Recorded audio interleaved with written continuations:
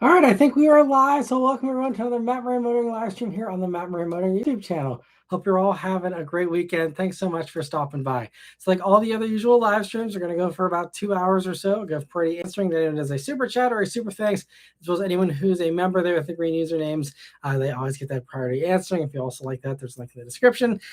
And I see we have Kevin and V. Mitchell, Lanswath, and Brian, and Chad, and Raphael, and Luke, and Theodore, all stopping by so far. Thanks so much, everyone. Hope you're doing well.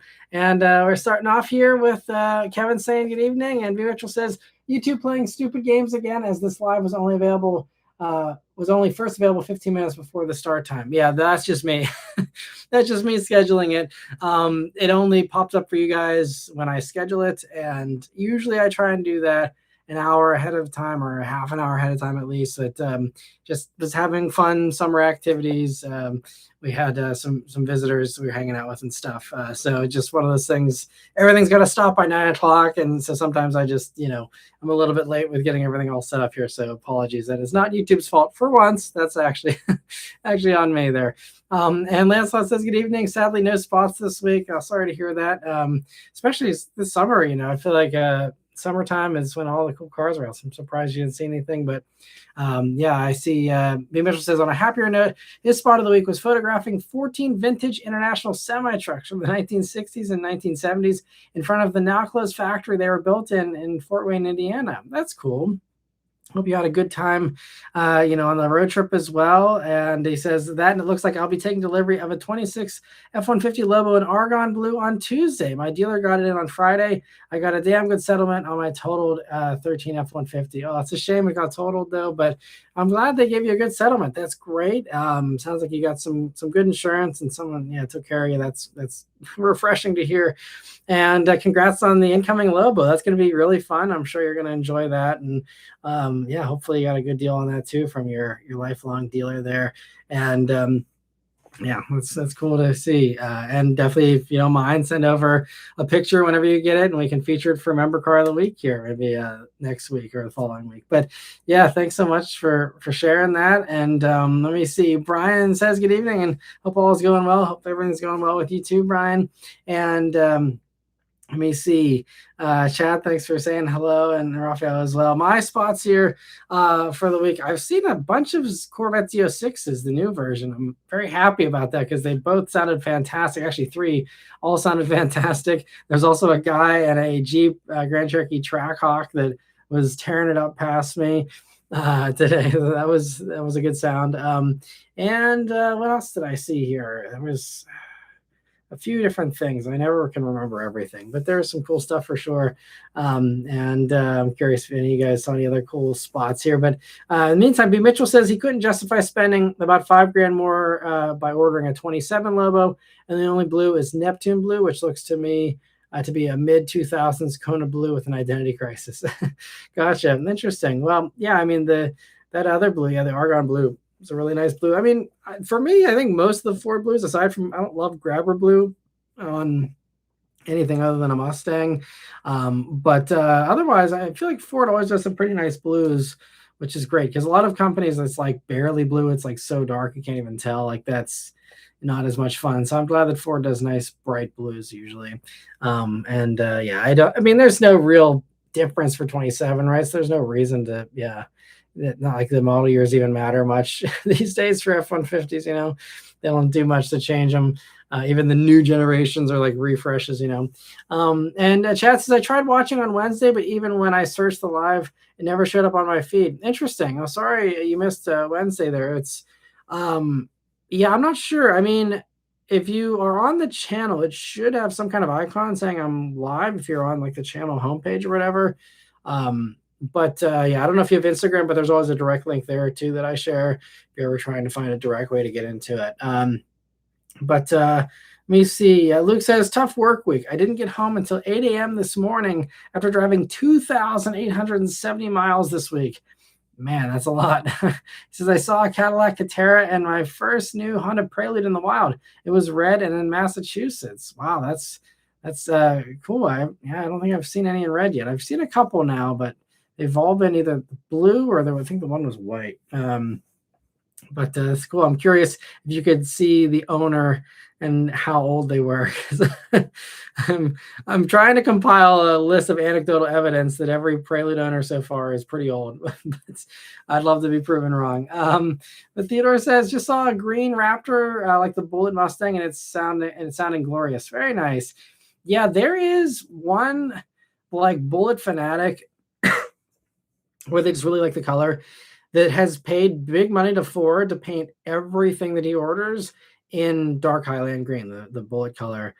He's got a Ford GT supercar in that color. I think he's got Raptors, all the Mustangs. I think he actually paid to do it to a Ford GTD he just got.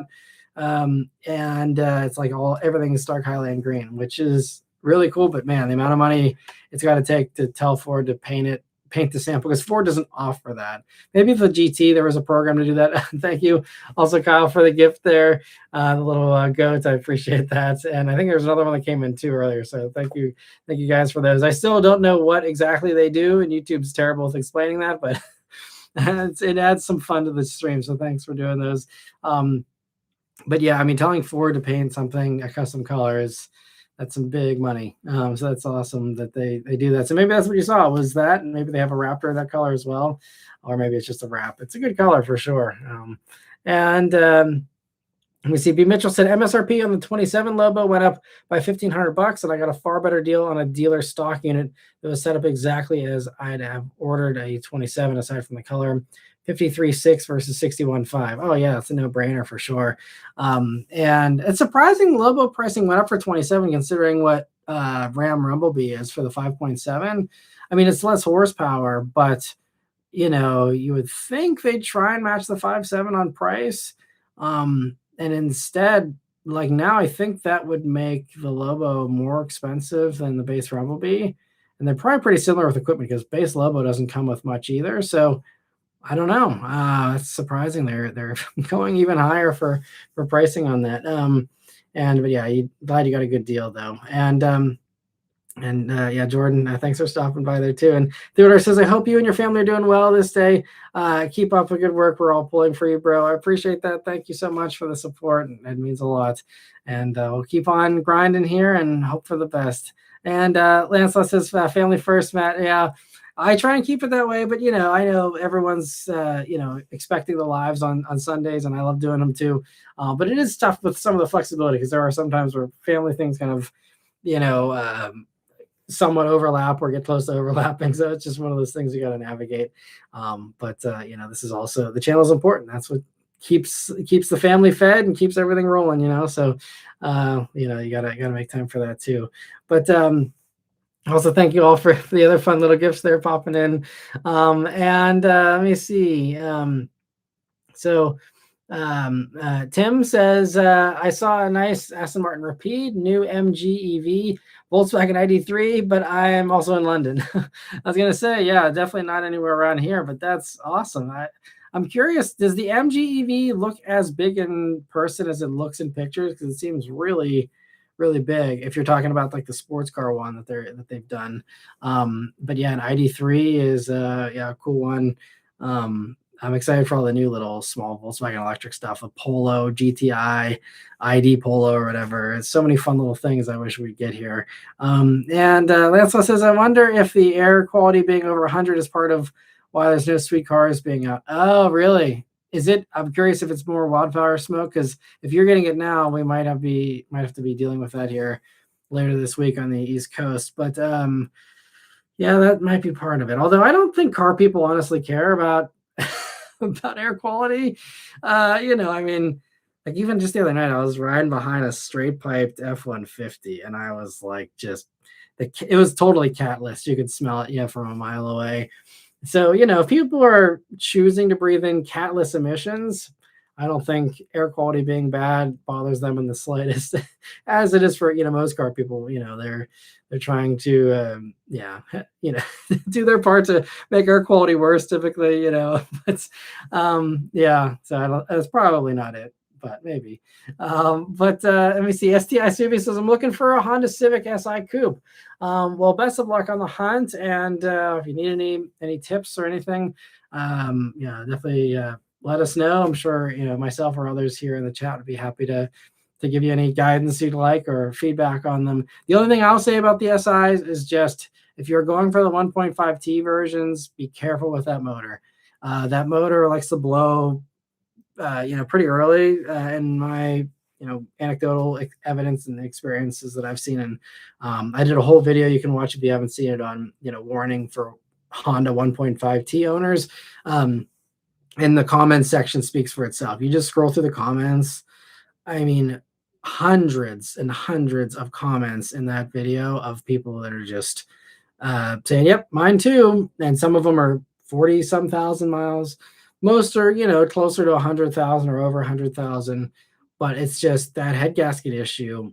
It seems like sooner or later gets a lot of them. Not all of them, but they just, yeah. And I think it's just one of these things they can't recall because they would literally have to replace. They would either have to do new stuff because the aftermarket fix is to do APR studs and then a better head gasket. And that's supposed to hold it together better. Maybe they could do that, or maybe they'll just, they would have to swap whole blocks. I don't know. But like, it's too much, it seems, for Honda to do, or they just truly don't believe there is a widespread issue. But again, the comment section of that video does not lie. Like, there's a ton of people that have this issue. So I used to love Civic Si, and I still do love it in a vacuum. And if you are going to lease, or you're going to only keep it within the powertrain warranty period, I think it's still, worth owning, and it's a great car. But I would not own one outside of a powertrain warranty because Honda will not support you. They'll leave you high and dry like they did my neighbor. My neighbor, I mean, she had an extended warranty, I think just expired at like 100,000 miles, and she was at like 106, I think. And they're like, nope, can't help you. Dealer wouldn't go to bat for her. They lowballed her on the trade on a blown motor, CRV, and everyone treated her like crap. So that's the only thing I will say. If I were shopping in that segment, I'd probably go Jetta GLI instead, honestly. It's crazy to say that a Volkswagen is more reliable than a Honda, but I think for those cars in particular, that is true. I firmly believe that. And with the Volkswagen, it sounds like you got to do a water pump at some point, and that's it. Otherwise, they're pretty solid. As long as you take care of them. I'd rather swap a water pump any day than have a whole blown head gasket and have your motor potentially be toasted, at the drop of a hat with very little warning, if any at all. So that's, and also the GLI has got way more power, way more luxury features, and as long as you get it before 27, you get a manual, as an option there. And it's a great car. I really like the GLI, and it used to not be the case. I used to be, not that into GLIs, but I've been really converted in the past couple of years, and those reliability issues from the Honda cemented that for me. So that's my little quick download on SI and where I stand on that now. But great cars for sure, aside from that issue. Kyle, thanks so much for stopping by. And he says, this week's spots were my first Lotus Emira in black. That's awesome. And someone in the office bought a Vet-01. Very cool. It's fun. Everyone's you can have some fun summer toys there out and driving. And let me see. Chad says there's a lot of old Bronco OEM plus builds around here. I'm assuming they get motivated to get working on their weekend builds when the Bronco relaunched. It's probably some of that. I don't know what it is. I feel like Bronco has a really strong following in California and Florida. California, I can kind of understand because there's more of an off-roading community, but I feel like there's not. I mean, correct me if I'm wrong. I don't know much about where all the best off-roading spots are, but I don't think any of them are really in Florida. So Florida is kind of a strange place to be so popular for the Bronco, but I feel like I'm always seeing modified Broncos, and just the Bronco culture seems strong down there. Maybe it's a misread on my part, but I feel like that's a common thing. And if you're seeing a lot of them too, then that further reiterates that in my mind. But yeah, I think that, that certainly reinvigorated stuff whenever you saw the new one come back. And I think there's just a lot of love still for the old ones too. And let me see here. And also, yeah, Jordan, thanks for sending that marshmallow there, or a marshmallow high, whatever that is. Thank you. YouTube's weird with the little things that they offer there. They should, especially for an automotive one, you think they'd have like cars. Like we should have like little customizable cars you could like, send through those jewels or whatever. But Luke says, today was a lazy day for me. After some grocery shopping, I made a small meal, changed into my PJs at 1 p.m. Well, yeah, I mean, if you got home at 8 a.m. and didn't sleep, I don't blame you. So sorry, your sleep schedule is probably all kind of screwed up at this point. And also, Chad, thanks so much for gifting a membership, and great to see that Tim was actually able to get that. So someone who's actually in a live stream got a gift tonight. So thank you for that generosity, and glad that YouTube, at least I think it's just random dumb luck, was able to finally give to someone that can actually enjoy it here tonight. But let me see. So Vishal says, I saw a report Volkswagen will supposedly bring a truck over to the States as part of their strategy in the US. Will it be their own thing or will they share with someone? Isn't the Amarok a Ford, if I recall? Yeah, it's a Ranger. So I heard the report and I've seen some of the speculation about, what it could be. Yeah, it's a good question. I'm not sure what they'll end up doing. I mean, there's a lot of options on the table. I think if I were betting on it, what I think they would do that would make the most business sense in my mind is that they are going to get a version of the just announced this week Ford Fathom, the small electric truck that Ford's doing. My bet is that is what they're going to get, as a version of that. The reason why I think it's that and not just them bringing the M-Rock over or anything else is just from an ease of use standpoint, and also just from the financial side of Ford. This new EV platform is a huge gamble for Ford, and they're again investing a bunch of money, but it's really sink or swim, because I mean, Jim Farley, he's been daily driving a Chinese EV for, I don't know if he still is, but he drove for a while and didn't want to give it back because he loved it so much. I think I can't give Jim Farley too much credit because he also says some weird stuff from time to time, but I do believe that he really understands how big of a threat Chinese cars are and how you can't just go backwards or pretend EVs aren't the future and just like ignore it and hope that it goes away. Like, he understands, like, if he doesn't beat China at their own game and doesn't at least put up a good fight against the Chinese EVs, like, that they are going to get swept up in the tsunami once the floodgates do open up and the Chinese figure out how to sell their cars here, whether it's setting up shop and building factories here, or having more friendly policies in the future, or other loopholes they figure out to try and get them in, or whatever happens. But like, Ford understands, like, they need to compete, and so I think the more help you can have and the more shared investment you can have in that, the better. And you already see over in Europe, they're already working together, primarily with Volkswagen, scratching Ford's back, where you have Volkswagen's going to be sharing that ID platform, and that's going to be what's going to bring out a new Fiesta for the European market for an EV. And it's just going to be, again, the same thing as the Polo, I believe, but Fiesta branding and styling. So they're, and they've already done that with a bunch of the Volkswagen stuff. The Ford Explorer EV over there is a redone version of the ID4 platform from Volkswagen. So like, Volkswagen's already doing that for Ford.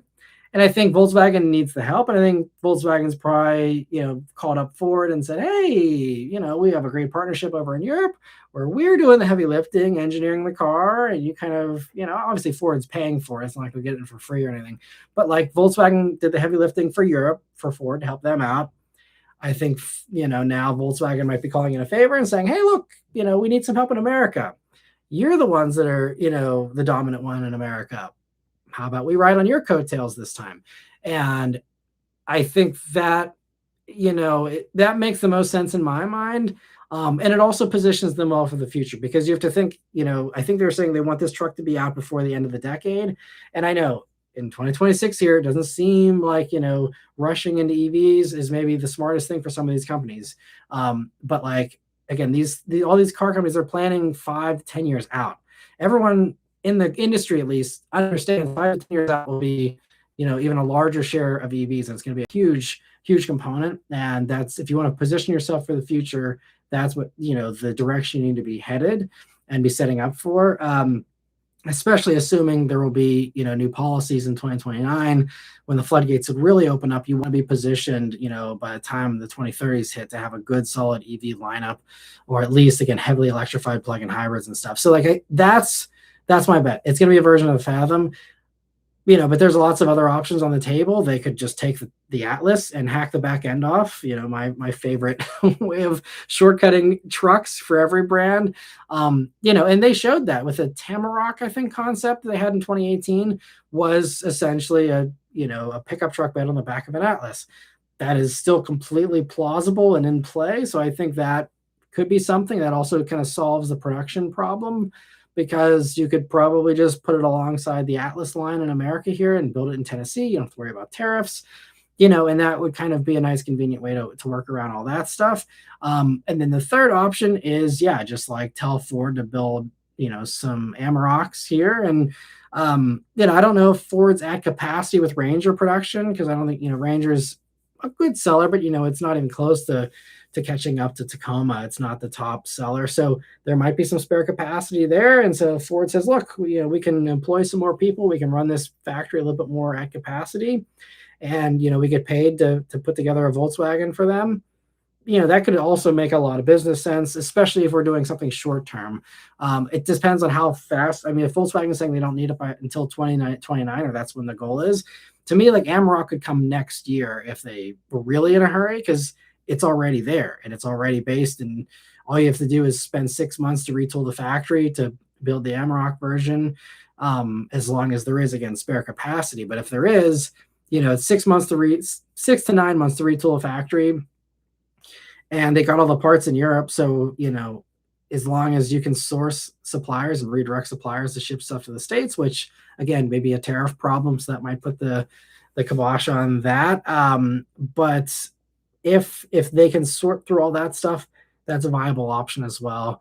But we'll see what happens. I mean, now with Toyota talking about maybe doing, I mean, it's not official, but them talking about doing, maybe a truck version of the RAV4 or something. Maybe everyone's just like, okay, we're all going to take the shortcut. Let's just put truck beds on the back of our SUVs and call it a day. But I think Hyundai is kind of a cautionary tale with the Santa Cruz. Although I think, and I don't know if this has actually been reported, but I was just looking on my one dealer site, the one dealer I work with, and I was looking, because I'm looking for 2027s to review, because it's good to always, around this time of year, they start switching over model years. It's not great to start to review any new 2026s at this point, because everyone's going to start looking for 27s here pretty soon. So I was just looking at what is available on the lot that's a 27. And they're actually showing a 27 Santa Cruz in it, either in inventory or inbound. And so the rumors of that getting killed off seem to be false. I mean, Hyundai never said anything officially.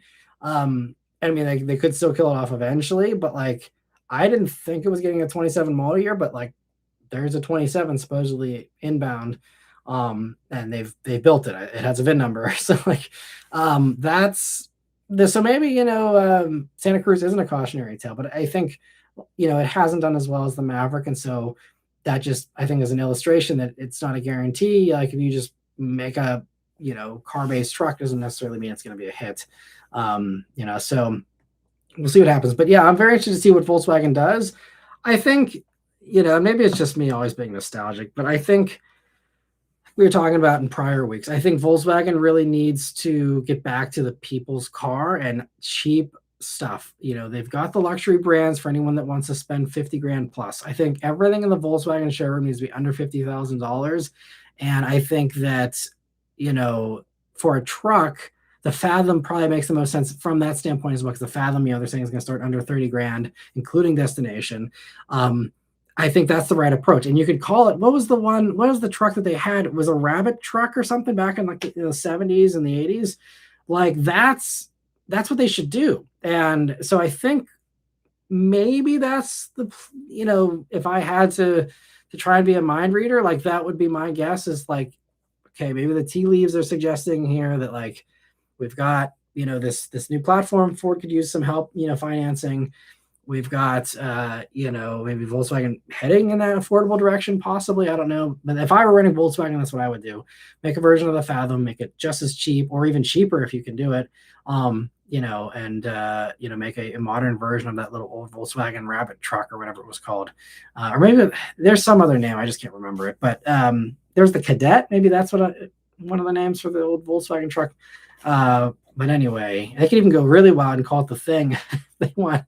But yeah, so we'll see what happens. But it is interesting. And Luke says the owner looked mid-aged, maybe mid-40s. Okay, well that would then be the youngest Prelude owner I think we've seen documented so far. But not as bad as the everyone that I've seen is like 60 plus. Which isn't bad, but that's the kind of stage of life you have to be in to have enough disposable cash to not worry about spending 10 grand more for, a Civic hybrid in a coupe body, But yeah, that's funny. One other guy says, I took the Mini Cooper SE on a nice morning canyon drive this morning. Cascade Springs, that place automakers keep doing media drives on. I haven't been on one there. Maybe I'm not sure what state that's in, but yeah, I don't know. I personally have not been on that. I haven't seen too many canyon drives. It's always like Angela's Crest and stuff. Typically, is like the stereotypical thing. And I saw even I think Tesla when they did their thing a couple weeks ago. There were some people up on Angela's Crest. So, but canyon morning drive sounds epic. So hope you enjoyed that to the max, and hope the Cooper SE has been treating you well still. And Missy B. Mitchell says also, I got good looks at two of the new Subi WRXs going through Chicago. What a dumpster fire of a design. Yeah, I know. I hope the refresh that I think is coming next year, I really hope that at least just puts some paint on the back bumper. That's all I want. I can live with the rest of it. I don't love it. I can live with the rest. It's just the completely unpainted rear bumper. Even a Crosstrek, I won't go down this rant again, but even a Crosstrek has more paint on the back bumper. The Wilderness versions have more paint on the back bumper. Everything in the Subaru lineup, it's just like they completely wanted to avoid the paint booth for the rear bumper on the WRX for some reason. I don't know why, but yeah, it is a shame. They look great with a body kit. I've seen some of the ones where they completely got rid of or they painted all the cladding, or just put a body kit on, and they look so good. Because I think the rest of the car looks really great. The taillights, I know some people aren't a huge fan of. I could live with them, and even the flat kind of back end that looks like it's been rear-ended, I could live with that if they just painted stuff. But yeah, I definitely could use some help in the styling department. But that's been a lot of WRX for basically since the 2000s. I think the 90s ones were pretty universally liked. Once you got into the early 2000s, the bug eye design, everyone complained about that, and ever since, it's like every generation's been hideous to somebody. Even if I think some of them have looked pretty good, but yeah, it is sad they can't make a pretty WRX in modern times. But Kyle says, I have no idea what those are. YouTube said I have 1,000 joules to send. Well, thank you for sending them here. I appreciate that. I don't know. Maybe it helps the stream or something. I don't even know if that's true, but because I should probably pay more attention to the analytics. I don't really look at how many viewers are on at any point in time typically, but maybe it gives a little boost or something. I don't know. But also I see that Theodore has sent clutch for 30 joules. Okay, so now we're getting a little closer to car territory. I see Jammin sent some, or Lancelot sent some joules. It says Jammin, and high five from Jordan. So thank you all for that too. And Jordan says, will the Ford Fathom use the same battery tech as the Lightning or Mach-E, or is the powertrain, etc., still under wraps? It's still under wraps, but the common, I don't know. I don't know if I think they've confirmed it in roundabout ways, is that it's going to use an LFP battery. So LFP is the different kind of cheaper technology. So there's the regular lithium, and then there's this lithium phosphate batteries. And those batteries are cheaper to make. They're basically on par with the lithium. They're a little slower to charge sometimes. But they seem to be a little more durable, I believe, is one of the other perks of them, but it's mostly just a cost thing. And so with a regular if you put in a Mach-E battery in that car, that Fathom, it wouldn't be $30,000. It'd be more. So that's part of, I think, the goal there with using the LFP battery. is to get that price to where it is. So now it's under $30,000, including destination, which by the way completely screws the Slate. I think because Slate's, I think with the destination it's like 26,750 or something like that. You're at this point, you're 3 grand away from the Fathom. I mean, we'll see what kind of standard equipment it comes with, but like a base Fathom must come with more than a Slate because Slate doesn't come with much. So like, and at the very least, you're going to get 4 doors, you're going to get a touchscreen, which you don't get in the Slate. You're going to get, also the Ford service network. And, there's a lot to be said for all of that. And also just a company that has done EVs before versus Slate being a completely brand new thing. So I think Slate will still have appeal for certain people, but man, that Fathom that basically just sunk the Slate, in my opinion. I'm excited for it still, but, in a buyer's standpoint, there's just, it's easy choice for the Fathom, unless the Fathom looks horrendous or is just really terrible in some other way. I can't imagine it losing out to the Slate. But yeah, it should be good. I'm hoping now that they're starting this teaser campaign that we'll see it relatively soon, but I'm not sure. Part of me thinks they might want to show it off in LA because LA is a very EV friendly place and could be a good reception there. But I don't know. The way they're kind of playing it up, it seems like it's like imminent, like they'll be showing it off soon. But Ford is very spotty with their invites for me. Like, for example, there's a Dark Horse SC drive event happening relatively soon, and I haven't got an invite for that, unfortunately. So I don't think I'll be reviewing that one until maybe they finally get around to sending me one as a press vehicle, maybe in a year or two. but yeah, so I don't know. Maybe there is something right around the corner, and I'm just completely oblivious to it because I'm not in the loop on that. But I'm excited for it. I think it's going to be a very important car for them, and it's going to use gigacasting and kind of reverse engineer some of the better Tesla parts. To try and keep those costs down and speed up things, and the whole new assembly line they're doing for it. It's really, an impressive rethink, and I'm pulling for them because I think that kind of thinking, one, needs to be rewarded, to think outside the box, and two, I think, I'm just always wanting to cheer on anything affordable because we need more of it, and a lot of companies just would rather sell fewer units at higher profit margins. And it's really commendable that any car company honestly cares about affordable cars because they're not money makers. They're not, there's a long-term play of keeping someone in a brand and building loyalty and stuff, but like there's really not a whole lot of money in cheap cars. And so it's very exciting that they're even bothering, in my opinion. Let me see. Chad says the only extra feature I like when driving the Tiguan is the proximity key. If someone had a cooled steering, then I'd be more interested in extra features, but I'm glad my brother loaned it to me. Yeah, proximity key is certainly nice to have. But yeah, it's cool your brother loaned it to you. That's really nice of him. And sorry I missed the super chats here coming in. So first, Chad, thank you so much for being a member for 26 months now. He says there are tons of off-roading trails and competitions in our area. If you drive around, you'll see trailers with purpose-built setups. Okay, well, I guess I was way off there. So thanks for the correction. And that's cool that there is some cool off-roading there, I guess. And Chad, also thank you for a super chat. He says, are you drinking on GR Corolla juice? Yeah, I guess we could call it that. Yeah, this is this like strawberry energy drink thing. Yeah, it's not bad. We got them gifted to us from someone who didn't like them and just gave them to us. So I'm like, sure, I'll drink them. Free caffeine. That's always good for me. So yeah, that's what I'm drinking here for the GR Corolla juice tonight. And Vishal, thanks for being a member for 28 months now. He says, the Charger Super B was a nice surprise. Did not expect that. Seems cool from what I've seen so far. I don't mind the lack of the V8 either. Well, yeah, you are a rare species that doesn't care about the lack of the V8 in that thing, because that's everyone's first complaint. Yeah, I mean, it's cool, just like, I mean, I already said it in the video, so I won't rehash, but it's just that they need cheap ones. No one needs more power in that thing, I think, right now. It's just that it's too expensive for most people. The people who are actually open to the Charger can't afford it for the most part. And that's, and Dodge should know that, they know the sales numbers. They know how many Pentastar V6 Challengers and Chargers they sold. They don't have anything even close to that price point anymore.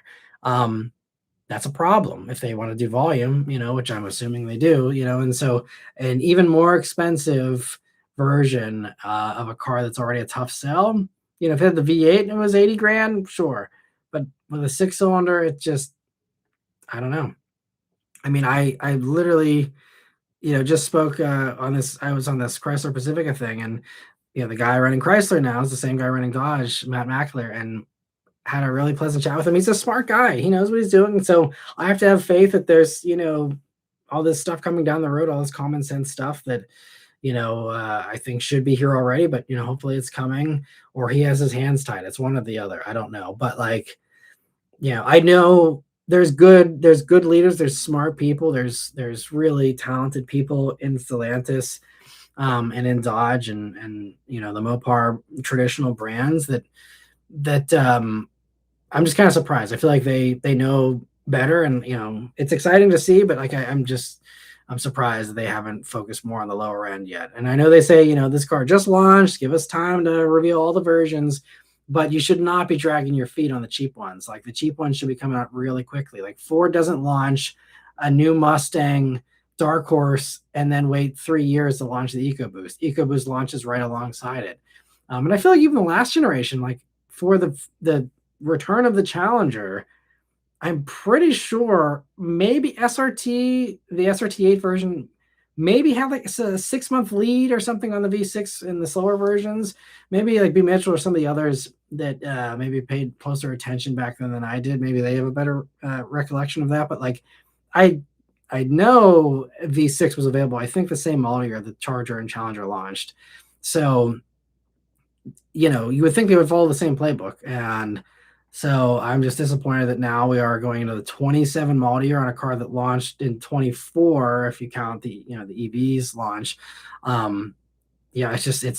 It's too long. It's simply too long, and you're losing people. You're losing interest, and they're talking that next year when the V8 version supposedly comes, the rumor is that that's going to get a refresh. So you're already into like a mid-cycle refresh on a car, or maybe it's an emergency refresh if they're hearing too much negative feedback. But like they're already into a refresh before you even get the base version out.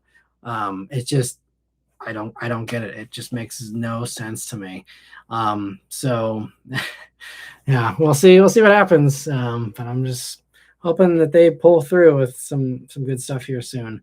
And also AMCB, thanks so much for a super chat. He says, what are your thoughts on the new Grand Tour crew? Do you know Thomas or James due to the atmosphere of automotive journalism? So I met them on a Toyota event, and then I also was able to see them also on the Charger EV event. Actually, we were on the same wave for that one too. So I've seen them twice now. I think it's just, I believe it was just Thomas. I always get the two of them mixed up with their names, which is terrible. I just don't watch their stuff because I don't watch YouTube hardly ever anymore. But they're very nice. I mean, and this was a few years ago, but I mean, they're super down to earth. They're very, very, personable and chatted with us. And they, they did go off because the Toyota one was for the Land Cruiser where they ended up wrecking it, which I guess was an early audition for Grand Tour because that's what it has to be about is the carnage and where they what did they launch the Land Cruiser in the desert or whatever. But so they're falling right in line with what Clarkson, Hammond, and May are really good at. So I think they're suitable replacements in that regard for the Grand Tour. But yeah, they seem super cool. And I think we'll see how the show goes. We'll see what their take on how they choose to play their characters on that show. I think it's gonna be mostly their true personality, but even Clarkson, Hammond, and May, played things up a little bit, and there's things where it's like, oh, like obviously that isn't just a coincidence that car is blowing up, like, so some of it was obviously staged, but so we'll see just how that all plays with a modern audience and not going into it with as much of the goodwill that you had with the three who already had such a giant fan base that them, doing anything, got views. I mean, literally, whenever they were in the in-between period, with James May, I mean, he just did his unemployment tube YouTube channel, and he would just, cook. He would do random ramblings, and I mean, got tons and tons of views. I mean, those guys could read a phone book, and people would show up by the millions to hear them talk. So um, I think that's, obviously Throttle House is huge, and apparently the Train Spotter guy is, really popular in that world too, which I'm completely out of. But so I'm hoping that that helps the show. I want the show to succeed, and yeah, but I just will have to wait and see if they are the right picks for that. But I can certainly envision it, and I hope it does well for them. I wish them all the best. But yeah, that's the dream. I mean, and I'm sure they'd probably agree. Like, all of us were heavily inspired, if not completely inspired, but heavily inspired by Top Gear. I mean, that's why I did the weekly updates. It was my version of the news segments in Top Gear. The whole thing that really opened my eyes to video car reviews. I mean, there was a little bit on YouTube already, but like when I was doing this, starting off in 2012, there wasn't a ton of car reviews on there, and it was inspired by Top Gear, and so that is the dream, and they've actually achieved the dream of kind of doing Top Gear. It doesn't sound like, I don't think they're going to do as many of the car reviews. It's mostly going to be the adventures, so it's not exactly them getting to do Top Gear, but it's still really, really epic. And so yeah, but I can say I've met them, and they're very nice, and I wish them all the best. But the fact that they even just hung out with us, like they came to the dinner, and we're just sitting there next to them chatting while we're eating dinner and stuff. Like the fact they did that is really cool, because there are other certain large YouTubers that completely ignore and avoid all the dinners, and they just do their own thing. And I won't name names, but those of you who are regulars can probably figure it out. But so the fact that they actually show up, and they were friendly, and everyone else seems to love them in the industry as well too. I think there's good reason for that, because it seems like they're really great guys. So I wish them all the best with that.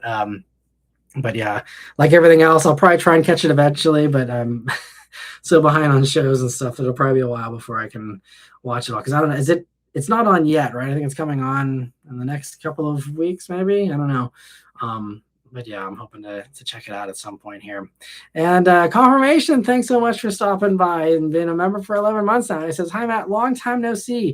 Do you think the new performance initiative coming after the release of their new EVs are correlated?"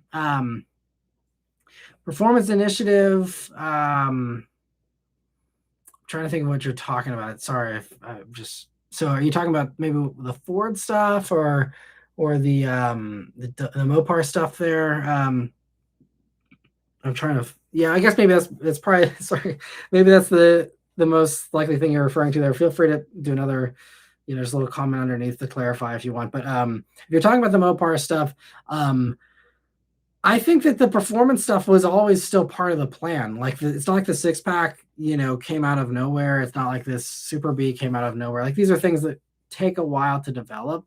And so, I mean, yeah, certainly like, the Hemi being put back into the Ram, that was like a Tim Kuniskis thing. Like he showed up and said, okay, like we're streamlining this. We're getting this out as fast as possible.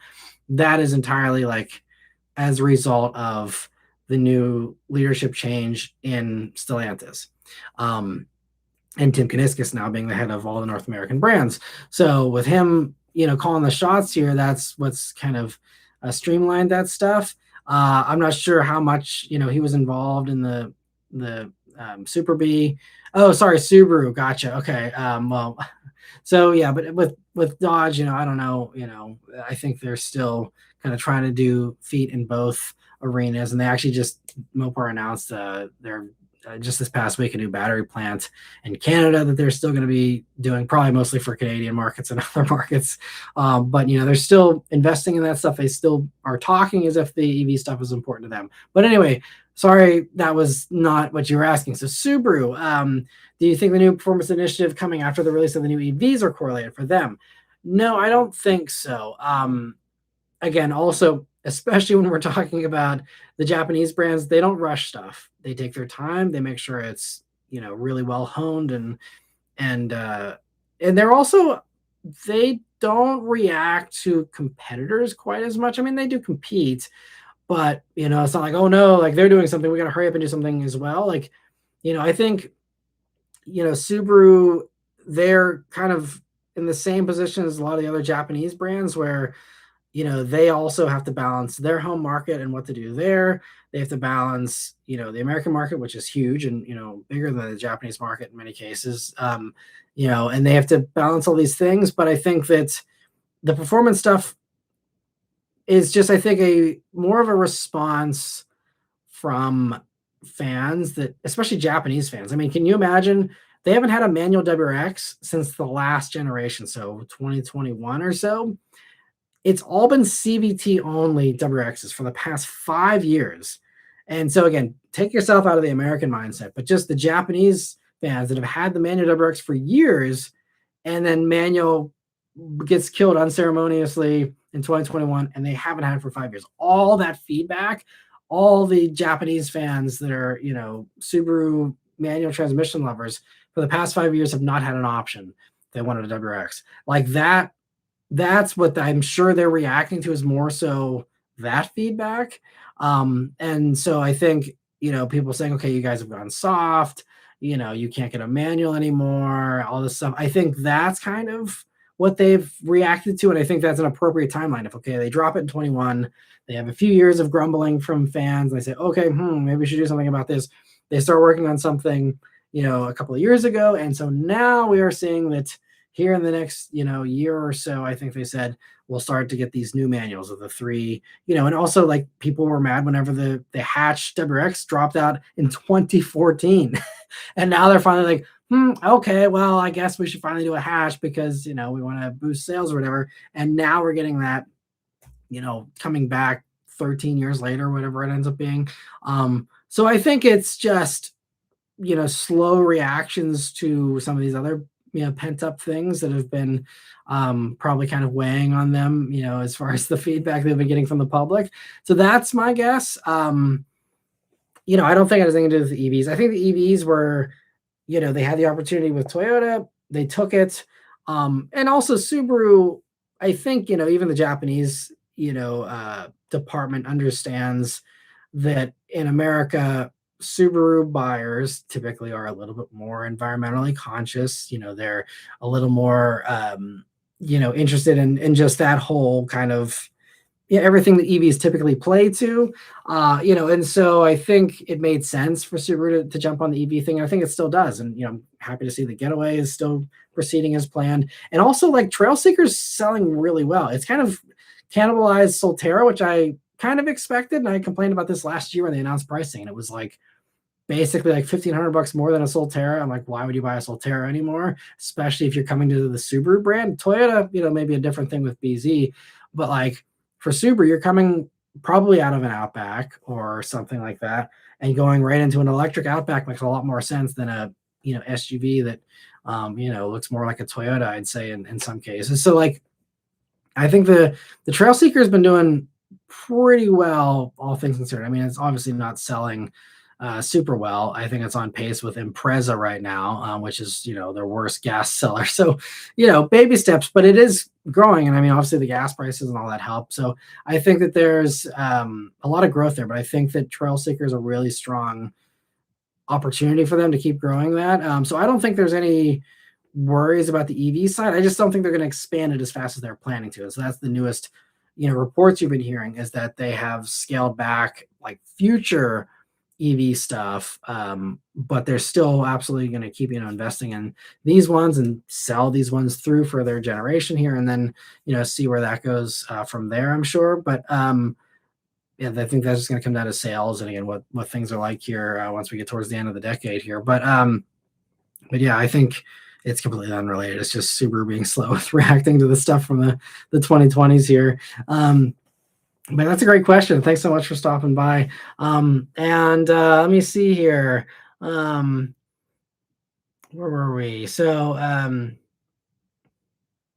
sorry, I'm a little bit behind here. I guess I'm going a little too tangenty tonight. But Mr. W says Tesla Model Y Premium All-Wheel Drive versus Subaru Trail Seeker. Oh, okay. Well, I guess that was timed well with my tangent. But Subaru is cheaper and more traditional. Tesla's unique and has full self-driving. I'm 64 and live in the Midwest.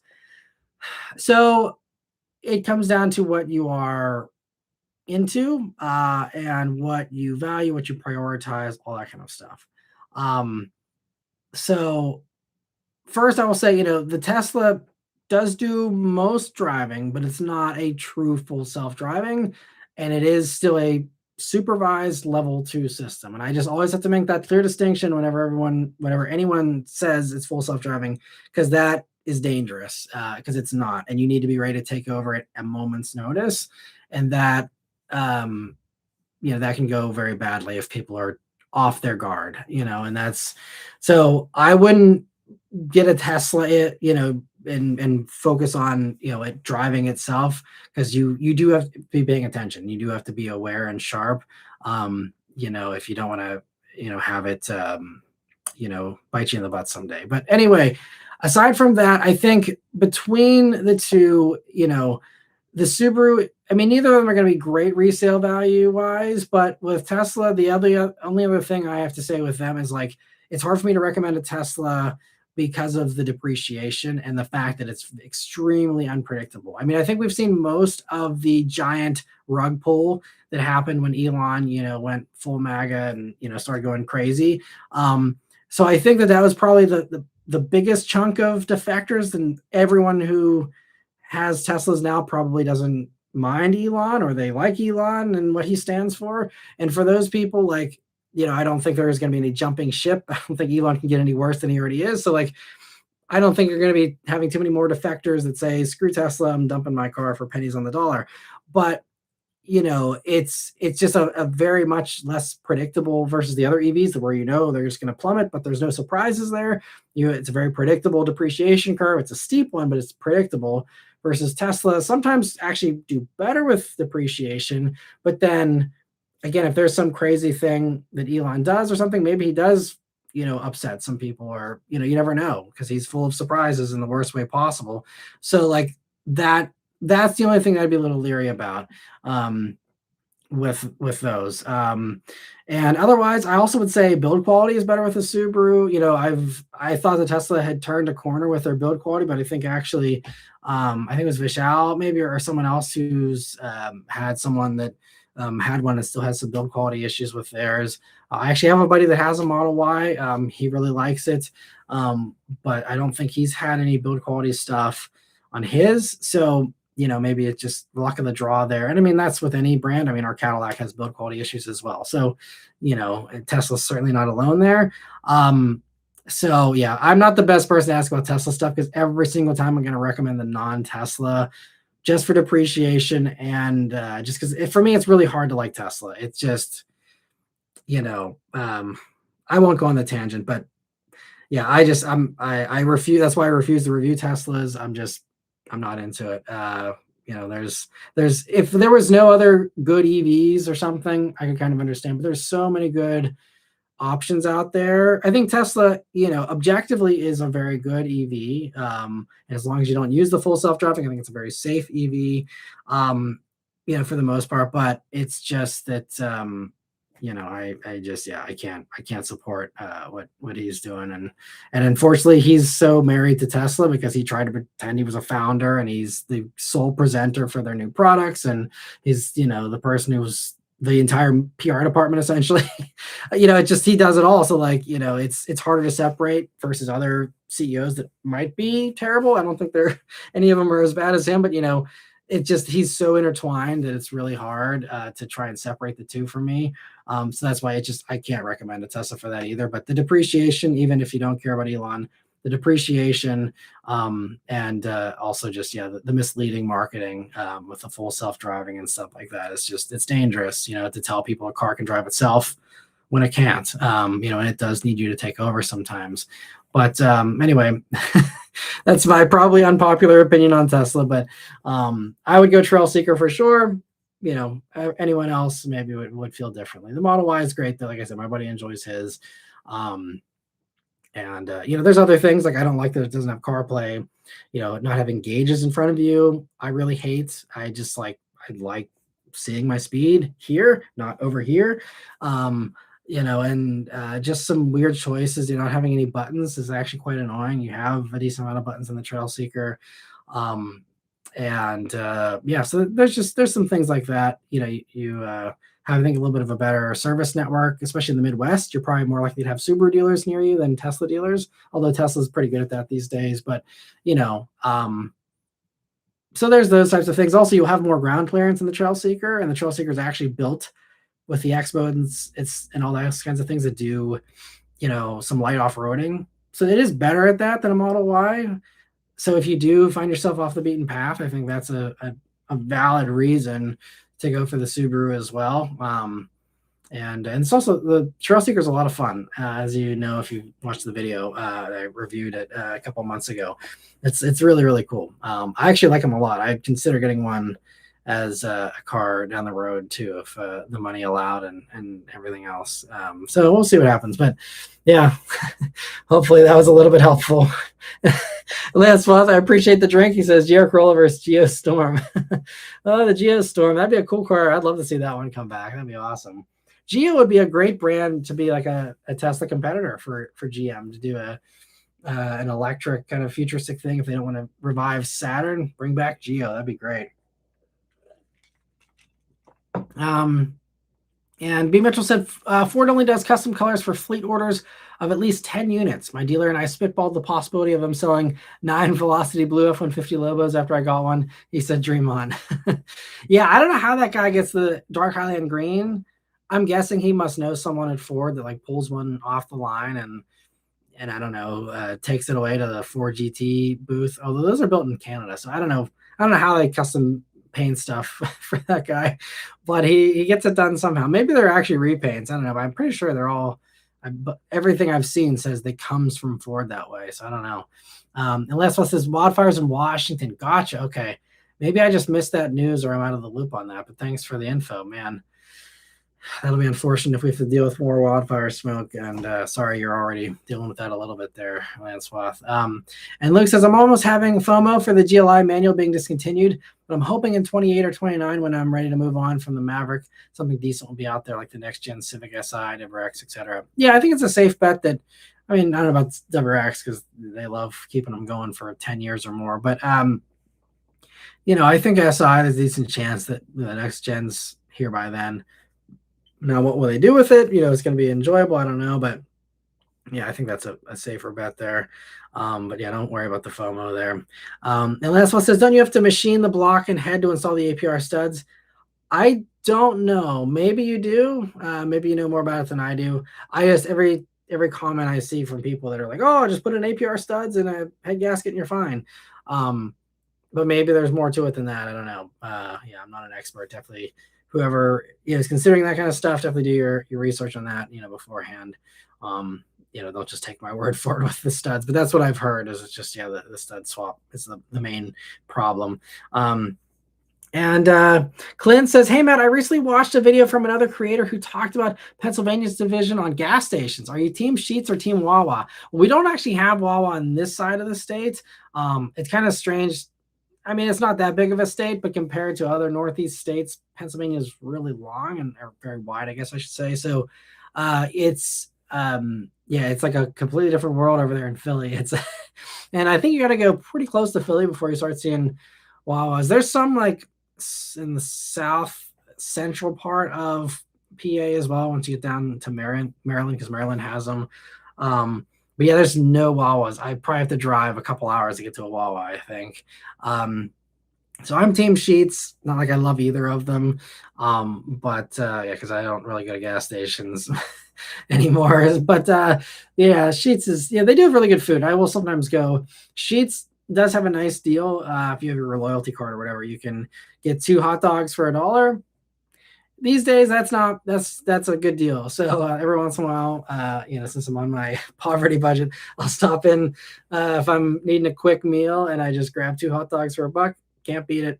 So I do appreciate Sheetz keeping me fed sometimes there on the cheap. But other than that, yeah, Sheetz isn't great. Their gas is like iffy. I actually, back when I had gas cars, this was now 12 years ago, when I had the Mini, I stopped in one night for gas. And the cashier was actually a fan and like, oh, I love the channel. And he's like, are you getting gas? I'm like, yeah, I'm going to fill up once I grab a drink or whatever I was doing. He's like, just so you know, the owner of this Sheetz doesn't even fill up his car with gas here. Like, Man, okay. Well, that's not a good endorsement. I don't know if that's still true or if that was even true back then or what, but he was advising against me putting Sheets gas in my performance cars. Make of it what you will. And I mean, lots can change in 12 years. Maybe it's top tier stuff now. I have no idea, but just a funny story from back then. So I haven't kind of turned off the Sheets gas ever since then.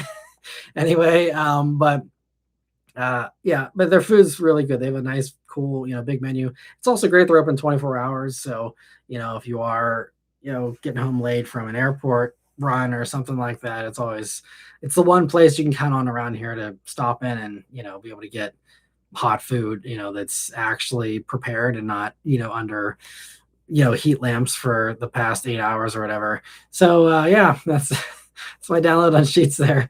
And, that other guy says, I need to watch the minivan video. Incredible vehicle type and frankly a badge of status. Yeah, I mean, the minivans they make life easier. I mean, between just our daughter being able to open up the doors herself, just getting in and out of it is so much easier. You don't have to worry about door dings with kids or with anyone because those sliding doors don't ding anything. Um, it's just comfy. It's just, yeah, three-row SUVs certainly have their place, and for certain use cases, it's the best choice. And right now, all the minivans don't have great safety ratings, so that's because they haven't updated for the newer test. So there's for me, that's probably one of the things that would keep me out of a minivan if I needed that many seats. But especially if you don't worry about that stuff as much. I mean, vans are great. And I love them. And actually, it's funny enough, I was just talking to another friend, parent friend here that our daughter knows. And the mom, she had a Telluride, and she went into a carnival, I think about 2 years ago. And she was just saying today, she's like, I'm so happy I switched to the van. She's like, it's so much easier to, have the kids get out in the garage and not have to worry about, again, the door dings. But she loves it. She's like so happy with the minivan life now, and she's like never looking back, and so yeah, I think there's a lot of people that it's once you try it, you're sold. And even the CEO of Chrysler there, he told us a story, same kind of thing. I guess I think his brother-in-law or something, was close to the mileage cap on his lease and needed to go on a road trip with his family. He said, "Hey, can I borrow a van, for the trip or whatever?" Because I think he had one in the fleet for testing, or I don't know what it was. But anyway, he had a van. He's like, "Yeah, sure, take the van." Took it for the weekend. And I guess the guy had previously had like a Grand Cherokee or something. And he's like, "Oh man," he's like, "I should have just gone over the miles on my lease." Because when he got back, he's like, my wife just like she has to have one of these now. We're gonna have to trade in the Grand Cherokee. Now I got to trade up to a new Pacifica and spend a bunch of money. And so that was, he ended up having a very expensive weekend due to the fact that now his family realized they couldn't live without the minivan there. So I think there's a lot of stories like that, though. It's like, it's one of those never say never things. You're like, oh, I'm never going to go to a minivan. And then they do. And they're like, holy crap, this is amazing. And they never look back. So yeah, it's funny. But Adventure Auto says, I work at a dealership and a lady just traded in an '08 Z4 Coupe with a manual with only 41,000 miles. I think I'm going to buy it. I've been researching the N52 and it seems solid. What do you think? I don't know a ton about them. I'm not a good expert when it comes to those older German vehicles. I mean, I can say that I was working at a BMW dealer when those were brand new, and they were great back then. But I just obviously didn't see any come in for service really. So I don't know from a reliability standpoint, but my general understanding is that, those non-turbo BMW motors from that era are pretty solid. But yeah, those kinds of cars, those like rare unicorns that get traded in, especially if you work at a dealer. I mean, that's how I got my Spec B for, what is it, a 30% discount or whatever over new with a 1-year-old Spec B for 20 grand when it was a 35 grand car. So yeah, that sounds like a really good deal. I'm not sure how much money you can get it for, but trade-ins usually can get them for a nice cheap price if you work at a dealer. So that seemed like a really solid buy. I mean, if nothing else, I mean, that car is going to be good money on Bring a Trailer or something like that. So either way, if it's for the taking, buy it, drive it, figure it out as far as, research, the reliability. But regardless of how good or bad the reliability is, just buy it and flip it, if nothing else. Have some fun with it. And if it turns into a basket case, get it in respectable condition again, and then, ship it off to an auction site, and profit. I think is the way to, I mean, a Z4 coupe, I mean, there's no way that that's not going to appreciate, in my opinion. Not financial advice, but like, I don't think you're going to get burned there. So I would totally do that, and then figure out the rest down the road if you need to. But they're also fun cars. I mean, I drove them when they were new, and they're really fun.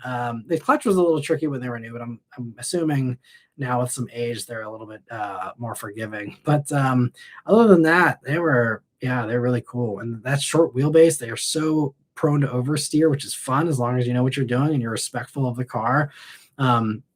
But great little cars. So yeah, I think that's a good pickup for sure. And Lancelot's adding in about, full self-driving leaves and the cameras and no sensors. Yeah, which is another one of the big problems. Cameras are not enough, in my opinion, and I think a lot of others. You got to have at least radar. LiDAR is really the way to do it. But, at least radar, because there's just simply stuff that cameras get fooled by all the time. And we've seen that with many tragic incidences with Teslas. So definitely do not trust the full self-driving. Please, whatever you do, anyone that's behind the wheel of one of those things, do not trust full self-driving. I'll just leave it at that. But anyway, so Tim also says the MG IM5 is their midsize offering. It's a bit longer than the Model 3 from the looks of it. Gotcha. Okay, well, that's cool. I don't even know their whole lineup over there. So that's cool that they have a bunch of different offerings. And Tim says, I was more impressed with the ID3, though, to be honest. I bet. Those seem really cool, too. It's a shame we never got that one here either. And B. Mitchell says the scuttlebutt at the IH and Scout show this weekend was that the Volkswagen truck will be the first consumer saleable product to leave the new Scout plant in South Carolina. Scout is having big problems with the range. Interesting. The range extender, which is supposed to be the Volkswagen 2-liter naturally aspirated 4 shoved in the back, which isn't working. If Volkswagen brought back the Rabbit pickup, especially with the diesel, but it won't happen, they'd print money with it. The Caddy, it was the truck. Okay, thank you. I mean, it's interesting about this Scout. I mean, I don't know, the politics of who's got the upper hand there as far as, Scout's sovereignty, I guess, as far, because it seems like Scout's like, oh, like we're Scout, we're doing our own thing. And like Volkswagen has previously respected that. But that was the other theory that I did see as well, was that, it's just going to be a redone version of the Scout truck as what Volkswagen's going to get. The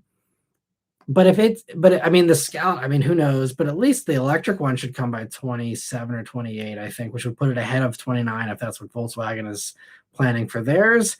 I'm assuming that factory would have the ability to add on more, production for a Volkswagen version if they so choose. And that would probably give them the most legitimate big truck, especially if they want to do something like full size.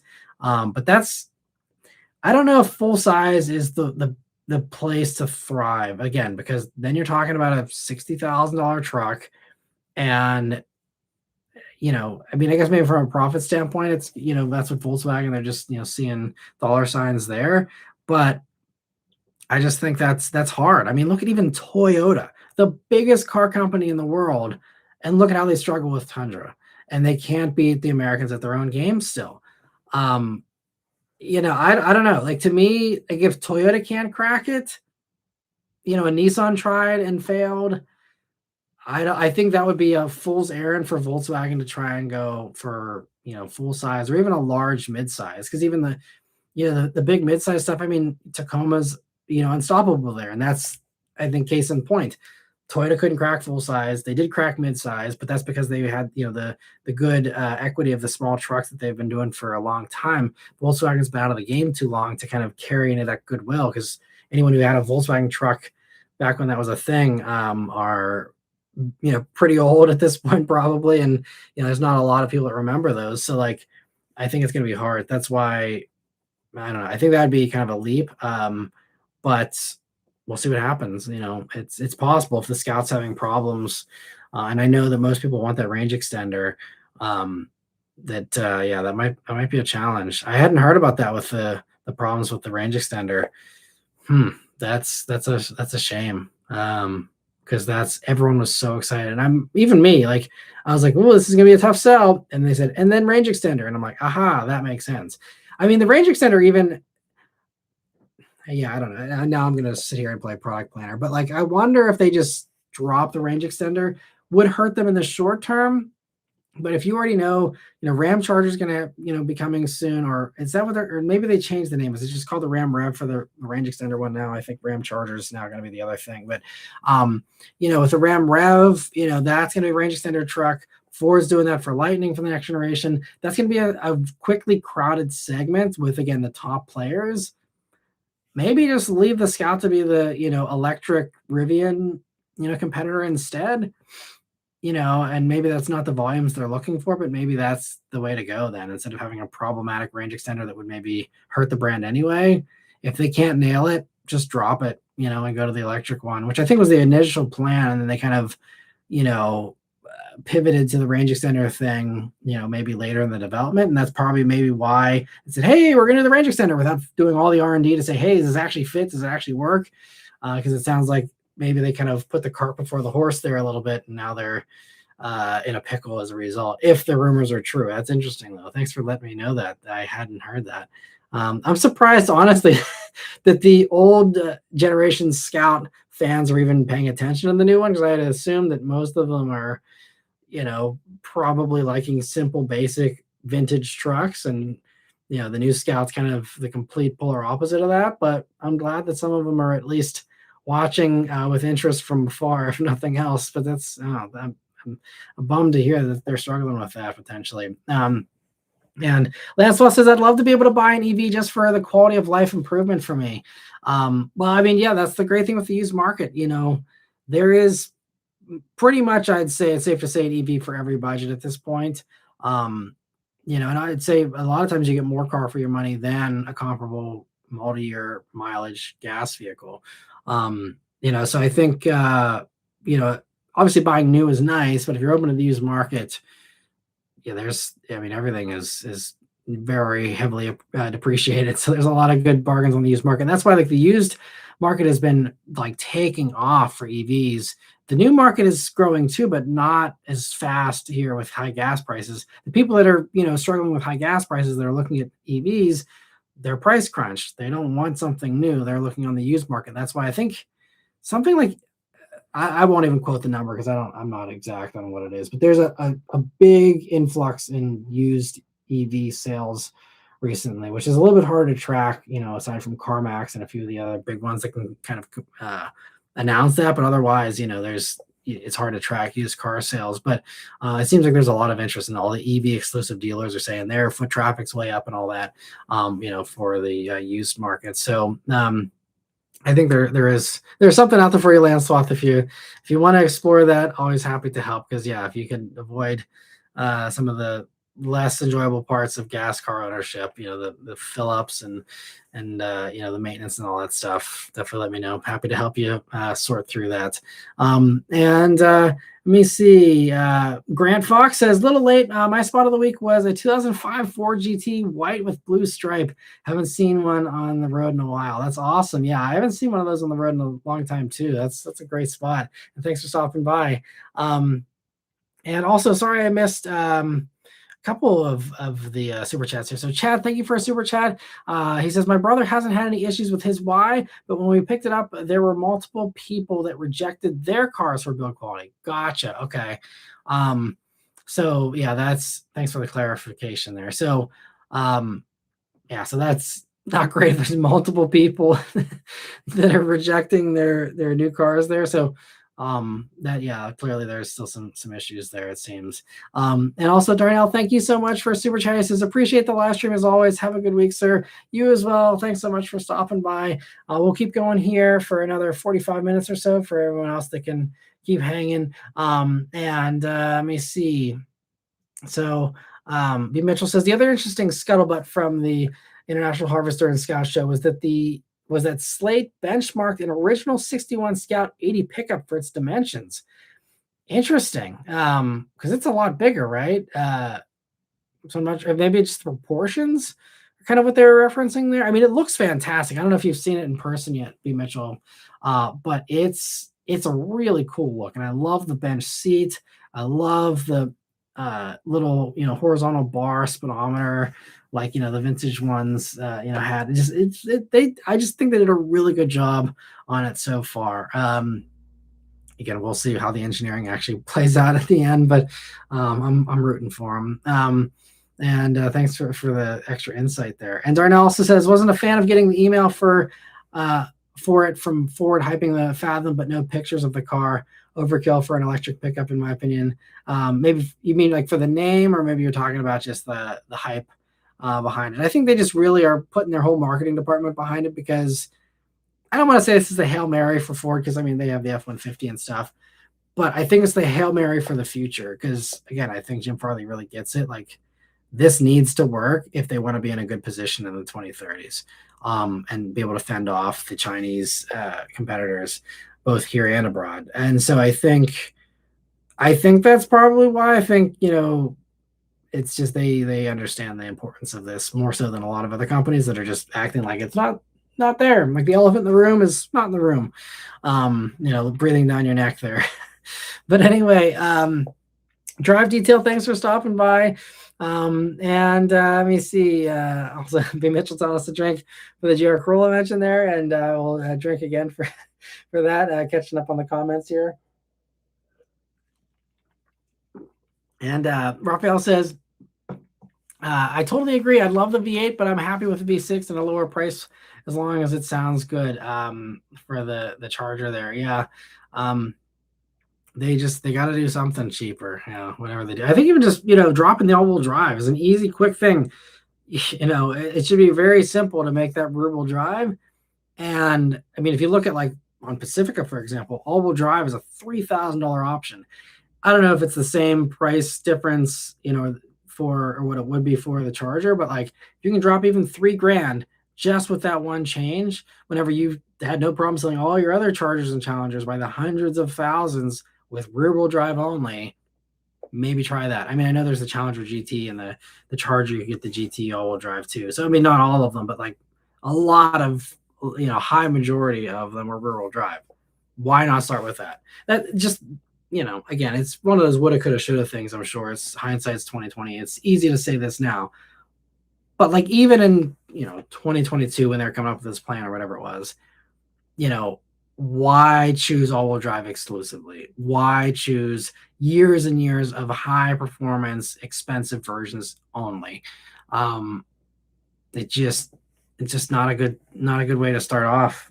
Maybe they just thought they'd have way more EV demand, and so they just thought, oh, we'll just do the gas thing for fun on the side and only focus on the performance stuff because it's only gonna be those people that care. And they just thought all the masses would go for the electric one, but it's so expensive, that I don't know how that would have ever, mathed out for them either. So I don't know. Anyway, it'll remain a mystery. Maybe someday we'll get a tell-all from Tim Kuniskis or something that sheds light on why they weren't doing some of these things after the fact. But some of these things also, like Tim's a very smart guy, but like I think he's been getting a lot of backlash for the Rumblebees being only this quad cab thing. And I was at the event when he revealed Rumblebee, and I mean, Tim is a really cool guy from what I've seen. I've never actually met him in person aside from at these events, but I haven't actually said hello. I've just been in his vicinity. But like, he's a very smart guy, but like he was adamant, at the Rumblebee launch, it had to have the quad cab to have the right look, because he said we can't do two-door because no one's going to buy it in decent numbers. And so he's like, well, he said that crew cab just did not look good. It just, there's no way you could do a crew cab. And that like binary thinking about these things that I don't think other people, like he was acting like everyone agreed, like you couldn't do it in a crew cab. And it's like, everyone's like, do a crew cab. Look at Lobo. It's a crew cab. Like there doesn't have to be this hard line in the sand. And he kind of draws those sometimes. And I think that's, I don't know how he arrives at those things. He's got the data and stuff, so I'm sure he's got a much more informed opinion than I do. But like, I just see the feedback on my side and on the internet, and like a lot of people are like, quad cab is too small. if you're going to go, it's like the quad cab's like the worst of both worlds. It's not enough space to really be a great family vehicle. But it's also like, so if you're not going to care about practicality, just make it a two-door and do the proper look. And if you're going to say, okay, we're going to prioritize practicality, then you do the crew cab and have people deal with the look if you think it's bad or whatever. But like, and that's why right at the event, I told them, like, I asked, I think I asked the interior designer, I asked a couple of the executives, I'm like, why not a crew cab option? Like an option, just an option. It's on the line. We're not asking for anything unique or hard to do. Just why not an option? They're like, well, we'll see what the feedback is. And, like I don't think there's anything that's keeping them from doing that. It's just that Tim thought it was the best way to launch was as quad cab. But like, so I'm just using that as an illustration that there are things where, like, certain people just see things differently and say this is a must do thing. And the rest of us are like, why are you doing that? So maybe it's just one of those things. Maybe he's like, full steam ahead with every high performance 6-cylinder. People are going to love this. And then every time it's like, people hate it. People hate it. People hate it. All right, keep going, guys. Great job. I just don't know. I mean, I think with the V8 coming supposedly next year, they got the message. That's what they need to do. And maybe the Super B was just too far along. I don't know, but I could spitball all night. But so they do make some interesting decisions, despite their brilliance in other ways. But anyway, let me see. And Miguel says, "Hi Matt, glad to see you live. Thanks for stopping by." He says, "Heard rumors of the 27 Q50. Do you believe that they may also bring in a Q60 version?" I don't know about that. I mean, I haven't heard any rumors. Maybe if you're closer to that community than I am, maybe there's some credible intel there that I haven't seen yet. And feel free to elaborate more here in the comments if you've got more info on that. But I haven't heard about Q60. I would love to see it come back. And I think that just like how there was a case for G35 and G37, I think there's certainly a case for Q60. But the last version didn't sell great. But I think we do have now a real enthusiast that I think would push for that and give it another go. So I would lean towards, saying sure that there's a decent chance something like that happens again. I mean, because it's all right there. The parts bin is ready and waiting. It'd be very easy to cobble that together with the existing stuff, the 370 or but is now the Z platform, with its basis in the 370 and 350, all the way back. But I think that their focus though is on the Q50 first, and seeing how that goes. But I think they're not even worried about that being a success. Like I think the CEO's even said, like, he knows it's gonna be a low volume thing, but it's just about that halo and about getting the brand back on people's radars and kind of building that goodwill with people again, and enthusiasts in particular. So it might be one of those things where it's like, can we have two money losers that are kind of just gifts to the automotive community, and can they afford to do two of those or just the one? I think that might be the only limitation. Otherwise, I mean, all the parts are there, they could easily do it. But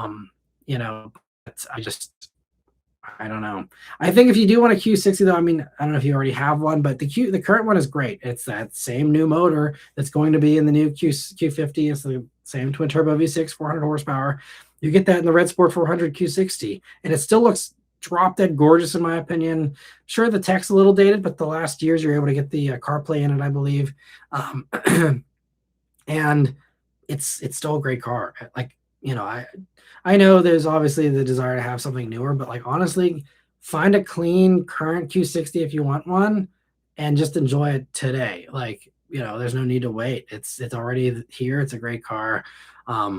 Will a new one come, maybe down the road? But I think that you already have most of the important new stuff. You have the new engine already in that, and there's, I mean, obviously there's a few other things that you could have, but you could even tear out that center area and throw in a bigger tablet or whatever.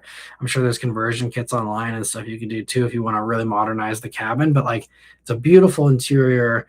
I love Q60. I was so sad when that got canceled, and it was so underappreciated because I was shouting from the mountaintops for years in my review and other places, just saying like, this is a great car and people are sleeping on it. And I still think they are, honestly. But B. Mitchell said, I think the SXT V6 all-wheel drive launched with the RT Challengers at the time. That was my recollection too. Is it was like right there, they were set up to do the the base ones right along the high performance ones. So yeah, thanks for the feedback on that, P. Mitchell. So it just makes it so strange the way that things are now going.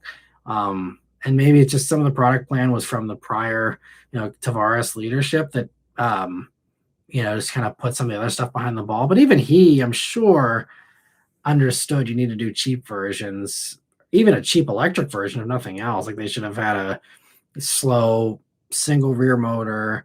I mean, they had the RT Daytona for a while, but like they should have even just done a GT Daytona or something like that and make it cheaper that way if that was Tavares's original plan. Like, I mean, even there should be something. So I don't know. Yeah, we'll see. But so MS Driver says, hi, Matt, longtime fan. Thank you for the longtime support. I said, what are your thoughts on the electric GV60? Is it a good used car? Thank you. Yeah, so GV60 is really good aside from the ICCU issue that all the EGMP Hyundai, Kia, Genesis electric vehicles have. So if you haven't gotten to that point in your research yet, the Cliff Notes is the ICCU is basically like an alternator for an EV in the way the EGMP system, which is the platform that those electric vehicles are on for the Genesis. The problem is the cars can just completely die. And the estimates are somewhere between 2% and 7% of all EGMP Hyundai, Kia, Genesis EVs have this issue where it pops that unit, it pops a fuse and leaves you stranded because your 12-volt battery dies because it's just the big battery could be at 100%, but it's not feeding the small battery properly. Same as a gas vehicle and the alternator dies. Doesn't matter if you got a full tank of gas. If your alternator dies, you got no power and you end up, being stranded. So it's that problem. And I don't know if it's totally fixed. I actually was interested in, I was Googling this when I was distracted the other day. And I looked into it a little bit more, and it looks like if you have a vehicle on that platform that was built after January of this year, there's a new part number ICCU that seems to actually be a new part that is hopefully the fix that puts this in the past. I don't think there's been a ton of reports of that issue or any reports that I've seen of that issue since then. So I hope it's fixed. But obviously, if you're looking for used GV60s, that doesn't help you. But I think what I can say is that if you were to get one of those, if you really do like it, I think they're fantastic cars. I can get into that in a second. But even if you did have that issue, it seems like all the cars that are popping that ICCU are now getting the new part. So hopefully it would be something that would maybe leave you stranded once, but then hopefully never again. Not maybe the most comforting sentiment, but like that's the best I can offer you as far as reliability for those. It is, again, it's a small percentage. Doesn't mean you're guaranteed to get it. It seems like it's more triggered by high humidity situations, strangely enough, in the cabin. So it's been happening, I think, and I could be wrong on this, but I've heard it's happened more with people who don't run air conditioning and like are in Miami with their windows down or something like that. Like that seems to kind of make it worse for some reason. I don't know if that helps at all, but like, if you're always driving with your windows up and your AC on, hopefully you'd have less of an issue. I mean, there's also people with Ioniq 5s with over 300,000 miles on the original battery. They're phenomenally reliable in every other way, it seems, and really great cars. And they're also really good values on the used market. I mean, I know you're not talking about the Hyundai and the Kia, but like those are like under 20 grand now. The Genesis probably isn't super far off. And the GV60 is great. Actually, Beth was really into it before we got our Mach-E because we had one of those right before we got our Mach-E back in 2022. We just couldn't afford the extra price for the GV60 at the time, but she really loved it. But yeah, otherwise, I mean, the EGMP platform is phenomenal. It has the fastest recharge time, I'm sure, as you know, 18-minute recharge to 80%. It's the best as far as charging for the regular brands for vehicles of that time period. Now other stuff's catching up, but like they were really ahead of the curve with that platform in typical Hyundai, Kia, Genesis fashion of putting their best foot forward and giving 110%. that is, really good. And so I reviewed the GV60 many years ago. Unfortunately, they haven't had one in the press fleet in years, at least around me. So I'm hoping to review one again soon and do a follow up, especially on the Magma. I'd love to do that one. But I've always liked the GV60. I think you know it's a really nice improved version of the Ionic 5. And that's a really good platform to build off of. And so, it's very luxurious. It's got everything you want, and it's got that great platform. So, I think they're great. Yeah, and like for me, like because I really like the Ionic 5 end, so that's why I was kind of researching this issue a little bit in a potential setup for maybe getting one of those down the road. But like now knowing that I think the issue is mostly solved, if I were you and I really wanted something like that and it was a really good deal, since it is a small percentage that even fail in the first place, but at least if there's a solid fix, maybe you have one bad day with that car and, hopefully it'd be resolved quickly. And then, otherwise it would be you're profiting because yeah, it's a great deal, I'm sure at this point. I haven't looked at pricing on them recently, but I'm sure it's depreciated really well. And it's fastest recharge times, great reliability otherwise, great build quality, all that stuff. So I'd say it's something now I do feel comfortable recommending again. And yeah, I'm curious now. I'm gonna have to look up when I'm done here what they're going for on the used market, because that could be a potential candidate for even Beth and I once the Lyric lease is up next year. If there's a cheap, because she loves the GV60, if there's a cheap deal on one of those, we might actually join you in the GV60 club if you end up going for it. So yeah, but a great question. Hopefully, I helped you a little bit there, MS Driver, and thanks for stopping by. And Michelle says his spot today was a Genesis GV60 in the lime green color. They must have gotten a killer deal on it. The lime green is definitely a polarizing color, but they did some really good, really pretty colors. They did like a Tiffany blue that's really pretty. They had like a rose gold color that was kind of cool. Just different stuff, You can get a blue interior in them. There's so many cool options. I do respect Genesis for being bold with colors, because that's something that the others are sometimes a little more cautious with. And let me see. Jordan says, is it legal to import the Ford Explorer EV from Europe? It utilizes Volkswagen's MEB platform. Would American Ford dealer shops have the capability for maintenance? How would warranty work? So you can't import it just because it's the 25-year rule. It doesn't matter what it is. EV doesn't help with that rule. It's just about the certification for crash testing primarily. And that's why we couldn't get R34 GTRs legally until the 25-year rule, and that's why Motorex tried. They actually bought a bunch and crash tested them to try and get that certification, and it still ended up kind of falling apart in the end. But that was also because they had like crazy criminal activity going on as well, it sounds like. But regardless, like it's the crash testing is the problem, typically, and that's very expensive to do and put vehicles through that. So that is also why now, of course, with tariffs, which you also, even if you're importing it yourself, like you also have to pay that tariff, I believe. So that's a huge hurdle as well, to import from Europe. What was it 25% now? I couldn't keep track with all that stuff, but you got to pay extra on top of that too. But otherwise, as far as American Ford dealers, Ford would probably have a struggle with it. I think your best bet if you were to bring one of those over here would be to take it to a Volkswagen dealer, because they would have the MEB software stuff to fix that. Because since Ford America doesn't have that stuff, American Ford dealers wouldn't have any of that software. So I would go to a Volkswagen dealer if I had one of those, and warranty would be non-existent, because I think is intended to be in the place where it's sold. Once you take it out of that place, I don't know if the warranty transfers. I don't think it does, especially if there's no actual servicing available for it through that dealer network. So I think that's the way that would work, potentially. And Chad says the Nissan Ariya EVs are super cheap and look luxurious. Do you have any thoughts? Yes. So I did a review of an Ariya a while back when they were new, and my biggest problem is the tuning in the Ariya isn't the best. Primarily the braking was kind of wonky sometimes, which is not something you want to have being wonky. It might have just been the press car I had, because there's other people out there driving them around that don't seem to be, terrified every time they hit the brakes. But it was just a little weird with the way it was blended, so it wasn't super natural feeling for that. It's worth a test drive if you can get one really cheap. I mean, yeah, they were, especially at the end there, they were giving them away. I mean, people releasing them, they were like 180 a month, I think, at one point or something, like zero down, like sign and drive 180 a month. So yes, Arias are really nice otherwise. The interior is nice, it's a ton of space. I think they look nice.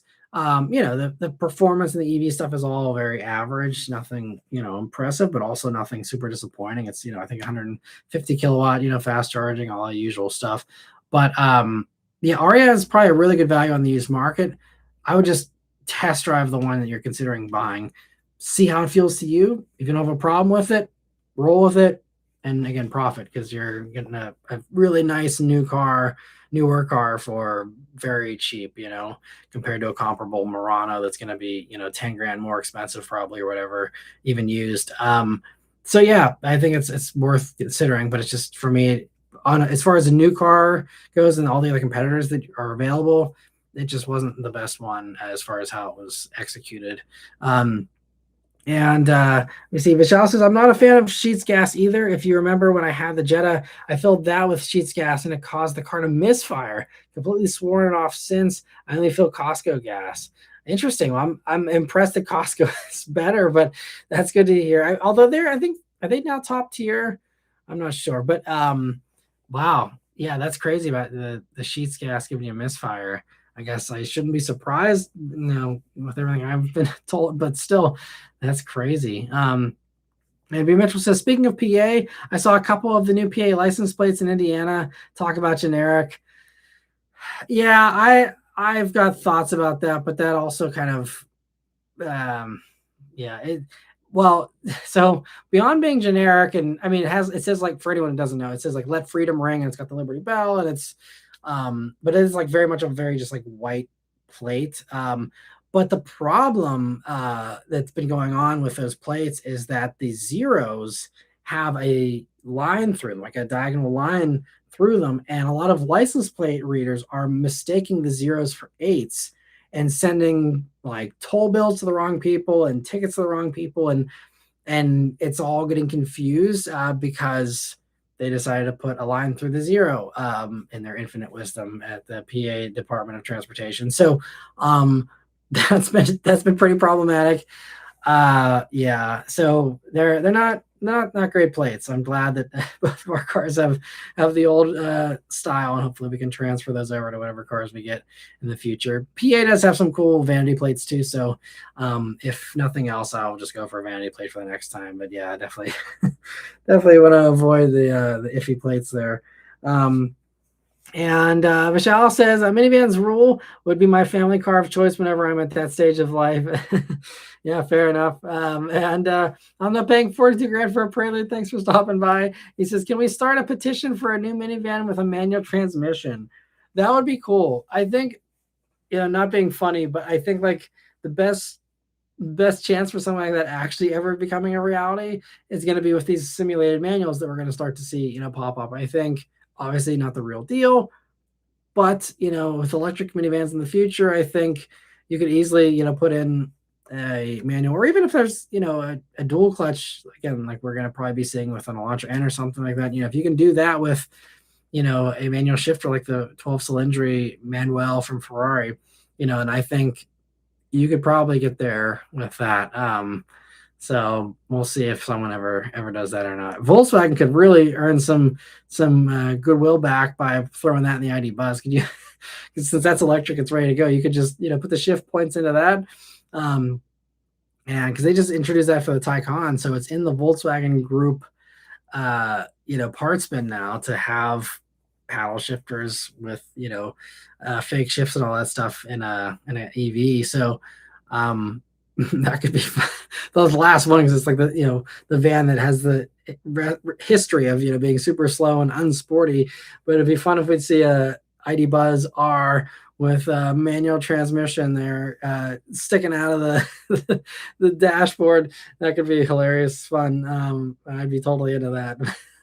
Anyway, Michelle says, having grown up with a minivan, I just remember how independent I felt as a kid getting out of it using the power door on our '05 Chrysler Town Country. Yeah, it was great. Yeah, I think that's, kids do really love that empowerment for sure. And yeah, I think a lot of people have those stories because those vans were everywhere, and I mean, even myself, as a kid, my uncle had a Chrysler Town and Country, and same deal as we went from like Pittsburgh to St. Louis in that thing. They didn't go for the TV. I think you get a TV. This was like early to mid 2000s. I don't know if you could get one in that back then, but I remember we had a milk crate and we had one of those little TVs with the VHS player underneath of it that fit in between the two front seats, and we put it on a milk crate and strapped it down with bungee cords and had an inverter or whatever to plug it in, and we watched a bunch of great VHS movies on the way to St. Louis and that thing, and that was a good van for them. So yeah, we've all got those fun stories, I'm sure. And let me see. So Luke says, too many people hate on minivans. My sister was looking for a car, and I told her Toyota Sienna, since she's about to have a second kid. She said, no, I don't want a mom vehicle. I want some styling. I mean, but you were good to recommend the Sienna. I mean, if you want styling in a van, I mean, Sienna's pretty bold with its styling. Maybe it's not her cup of tea, but I don't think anyone can complain that the Sienna is bland anymore. Previously, totally fair, but they're quite distinctive looking these days. I mean, they try to give them hips, and the front they try to mimic a bullet train, with the Japanese bullet trains of the front end on that thing and stuff. I mean, it's distinctive, I'd say. Maybe these days it looks less striking than it did when it was new, but compared to the others, I think it's a little bit out there and different. So, but I mean, for two kids though, I mean, a minivan still is probably a little bit overboard, aside from the little things like the TVs and the kick to open doors and stuff. But otherwise, she's got some time. And once you have three, then you really okay, either go 3-row SUV or I go minivan, so it's a little bit more, you're back against the wall at that point. But Adventure Auto says 15 grand is what I can get it for. Oh, for a Z4, I don't know what they're actually priced at, but 15 grand for a Z4 coupe with 41,000 miles. I'm assuming, I think you said it was a manual, right? I mean, if it's an automatic, maybe that's a little bit more of a wet blanket, but I mean, 15 grand for that car. Yeah. Again, I'd have to look at comps, but I have to assume that sounds like a really good price, a knee-jerk reaction at least. Yeah, I feel like that's probably not a bad buy for sure. Congrats on getting that opportunity. And Tastebud says, speaking or sneaking in last minute, have a good one, everyone. Well, so yeah, sorry for these ones. I know you probably commented that half an hour ago, but we always go 2 hours here on Sundays, just for future reference for anyone else who thinks we're going to bail here at the hour mark. But thanks for stopping by, Taste Bud. And he says his spot of the week was Alpina B8. Oh, those are cool. Yeah, so classy. I agree. And Adventure Auto says, I'm also like you in regards to EVs. They're just better in almost every way. But to me, the only thing gas cars still have that's better is the manual transmission. That's why I'm checking out the Z4. Okay, so yeah, in that case, yeah, I love manuals too. So I completely get it. So in that case, Z4 is, yeah. I mean, like I said, just buy that car no matter what. If it's as good of a deal as I think it is, and then, flip it down the road if, the manual thing gets old for you, or if you're, wanting to get out of it for whatever reason, again, I don't think that car is going to burn you, honestly. Could be wrong, but if I was in your shoes, I would totally go for that. Also, Jordan, thank you so much for a super chat. It says, any mini home windmills to generate power for EVs? That's a good question. I did actually see, where was I? Oh, I was driving through Ohio, of all places. Kudos to this one Ohioan who's thinking outside the box. But yeah, I did see actually someone that had it wasn't a farm, they just kind of like a very rural house. They did have a windmill, a small windmill, and I saw some wires that, were running to it and, going to the house or whatever. So I think I don't know how common that is, but I believe I actually saw someone have that set up. So I think the setback is it's probably more expensive than a solar roof. And that's just the easy way to do it, because your roof is there already. You don't need any special space. You're not missing out on that land versus a windmill where you gotta, clear out a space for it and all that. But if you live in a place that doesn't get a lot of sun, but you get a lot of wind, that could be a cool alternative. But I know zero about that aside from seeing that a few months back. Because when I was driving back from the one junkyard, and I was like, huh, someone has a little mini windmill. That's cool. It was like a newer one because you could clearly see it was set up for power generation. Um, but yeah, I think most people are just easier to do the solar at this point. But it could be a cool option in the future, especially if we keep sucking down electricity here with crypto and AI. Then I think every option is going to have to be on the table to generate all the power to keep the lights on for everybody. But let me see here. Where are we? So Chad says that's funny. There's a funny commercial portraying people walking like they're driving, cutting people off, brake checking, etc. It's funny. It could help people with road rage. I think I saw there was like a headline about that, but I didn't actually watch. I didn't see the video yet, but I'll have to check that out. Yeah, it is funny how once you're behind the wheel and you've got metal and glass separating you from other people, a lot of the humanity drops away pretty fast. So that's a good way to kind of put it in perspective, I think. And Michelle says, one of my friend's parents has a 26Y, bought last June. Only issue they had is the driver's seat was wobbly. After getting that fixed, no other issues at all. They love it. It replaced their 21Y. Nice. Well, I'm glad it's treating them well, and they're doing well with it. I'm glad that some of them at least seem to be put together pretty well. It's good. And Lance Wall says, have you seen the picture of the Hennessy Rumblebee? It looks just like the Viper truck from back in the early 2000s. Yeah, well, and it kind of looks like the Daytona truck from the 2000s too, where they think they have the like wing on the back that they're doing. The Ram hasn't done, surprisingly. But yeah, I saw that they're doing that, and they're doing, what are they doing? Like a supercharged 6.4, I think, or something. And I think also like Stellantis is going to be offering with their direct connection now. They're going to have like options to put a supercharger on everything, just kind of how like Ford offers that for their V8s. But it's like, yeah, they're going bonkers. Like, hey, you can supercharge everything, and we'll still give you like a long warranty. It won't be from the factory, but like, a way to offer that without going to the aftermarket and getting that warranty coverage still. So, yeah. But it's surprising to see them go into the Rams now as well, but it makes sense that there's probably people that still would like other options, and it's worth a try, I'm sure. And Chad says, I'm so glad I could make this chat. I'm still working 3 jobs for the next 4 weeks and then go back to the 2 permanent ones. Hopefully I get to listen to the next Wednesday on my overnight. Well, best of luck with all the job shuffling there. And yeah, I can relate to working a lot, so I totally get it. I hope you're enjoying what you're doing at least a little bit, because that certainly helps, even with the long hours. And Joey says, hey, Matt, what's your guilty pleasure gas guzzler vehicle, money no object for the fuel budget? Well, I mean, I think, the thing I love the most is the exotic V12s, primarily from Ferrari and from Aston Martin. So that's, if I had a ton of money, I mean, I wouldn't be daily driving them and putting 100,000 miles on them. So, I wouldn't feel terrible about the emissions component of it. But for me, like, yeah, I mean, if I'm going to get horrible gas mileage, I mean, like V8s are fun, and I still enjoy like CT5V Blackwing and stuff like that. But for me, like, if I'm going to, throw gas to the wayside, and just burn it like it's going out of style, then I would go for the Ferrari V12s as far as money no object. That's the sweetest sounding V12 in my opinion.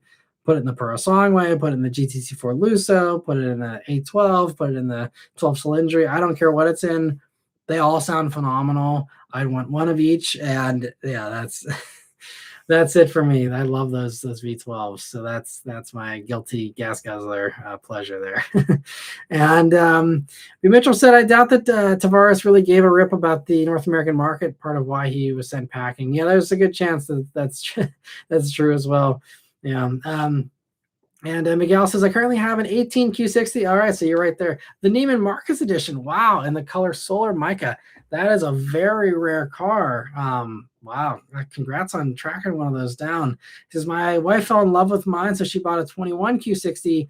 Then when we had our son, we added a 25 QX80 autograph. I would love to see the QX80 R-Spec to become a production vehicle. Well, it sounds like that probably is a safe bet that is going to happen. It sounds like they're trying to wait and do a better version. They were going to do the QX80 that's just basically the Nismo thing, but they wanted to do more is what the rumors I heard that the reports that were out in the past couple of weeks that is coming. And Infinity is probably very happy to hear that you'll be one of the people to be into that, because I think that's a very narrow niche that would be into something like that. But I think they are going to do it, and they're going to just do it properly, and whatever that means to them. But I think they're going to do something pretty sporty and really amp it up, which should be cool. So yeah, so I guess I'm preaching to the choir then. So apologies for all the wasted time, all the wasted air talking about the QX60 and how great it is, because you clearly get it and appreciate it. So yeah, that's awesome though. And he also says my Q60 is tuned, making 720 wheel horsepower, built transmission, etc. Wow. So you must have, yeah, you probably have one of the coolest and rarest Q60s in the world, I guess. You got a Neiman Marcus that's 720 wheel horsepower. That's sick. Yeah, that's that's awesome. I'd love to see a picture of that, or if you have a channel or something, feel free to plug it, or an Instagram. I'd love to check it out. That's cool. And we see also B. Mitchell says a platform sharing or not, the only way a Euro Ford Explorer would be importable is 25-year. All right, yeah, I see you're right there ahead of me. Thanks for the answer, B. Mitchell. And he also said must have been all the PA Dutch in the state to have the Euro hash mark through the 0 on the plate.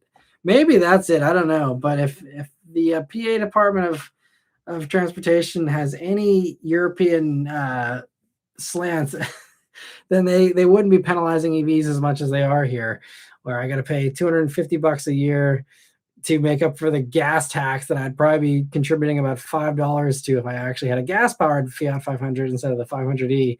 Instead, I got to pay $250 a year in gas tax. It's BS, but I won't go on that soapbox again. But but yeah, something weird in the water there that's making them want to do that. I don't know why they did that, but last one says Montana has a ton of vanity plates. I think most states do have a healthy assortment of them, which I think is always the more fun way to go. If there's one that suits your fancy, it's better than just the bland normal plates you see everywhere. And Chad says, when I worked at a gas station, we used a long measuring stick to gauge how much gas was in the tanks. Hopefully they have a new method. Yeah, hopefully so. I'm not sure what they do for any of that stuff. I mean, maybe that's part of why Sheetz has such terrible gas. If they're still doing that, I don't know. And Michelle says that Costco has been top tier gas for a while, so I feel comfortable filling up there. Gotcha. Okay. Yeah, maybe I'm getting confused because I think Sam's Club's maybe not great, but Costco, okay, yeah, being top tier is good to hear. And let me see. Lancelot's filling us in here on they use the sensors there at the gas stations. And Chad says, with the capabilities of an EV skateboard, I can see a resurgence of old school luxury vans, either OEM or aftermarket. There are tons of opportunities. Yeah, there are, but it seems like the aftermarket is maybe in a wait and see pattern with a lot of that stuff, because like Volkswagen, they did like the ID Dune, I think is what they called it, where it was like an electric Beetle Dune thing.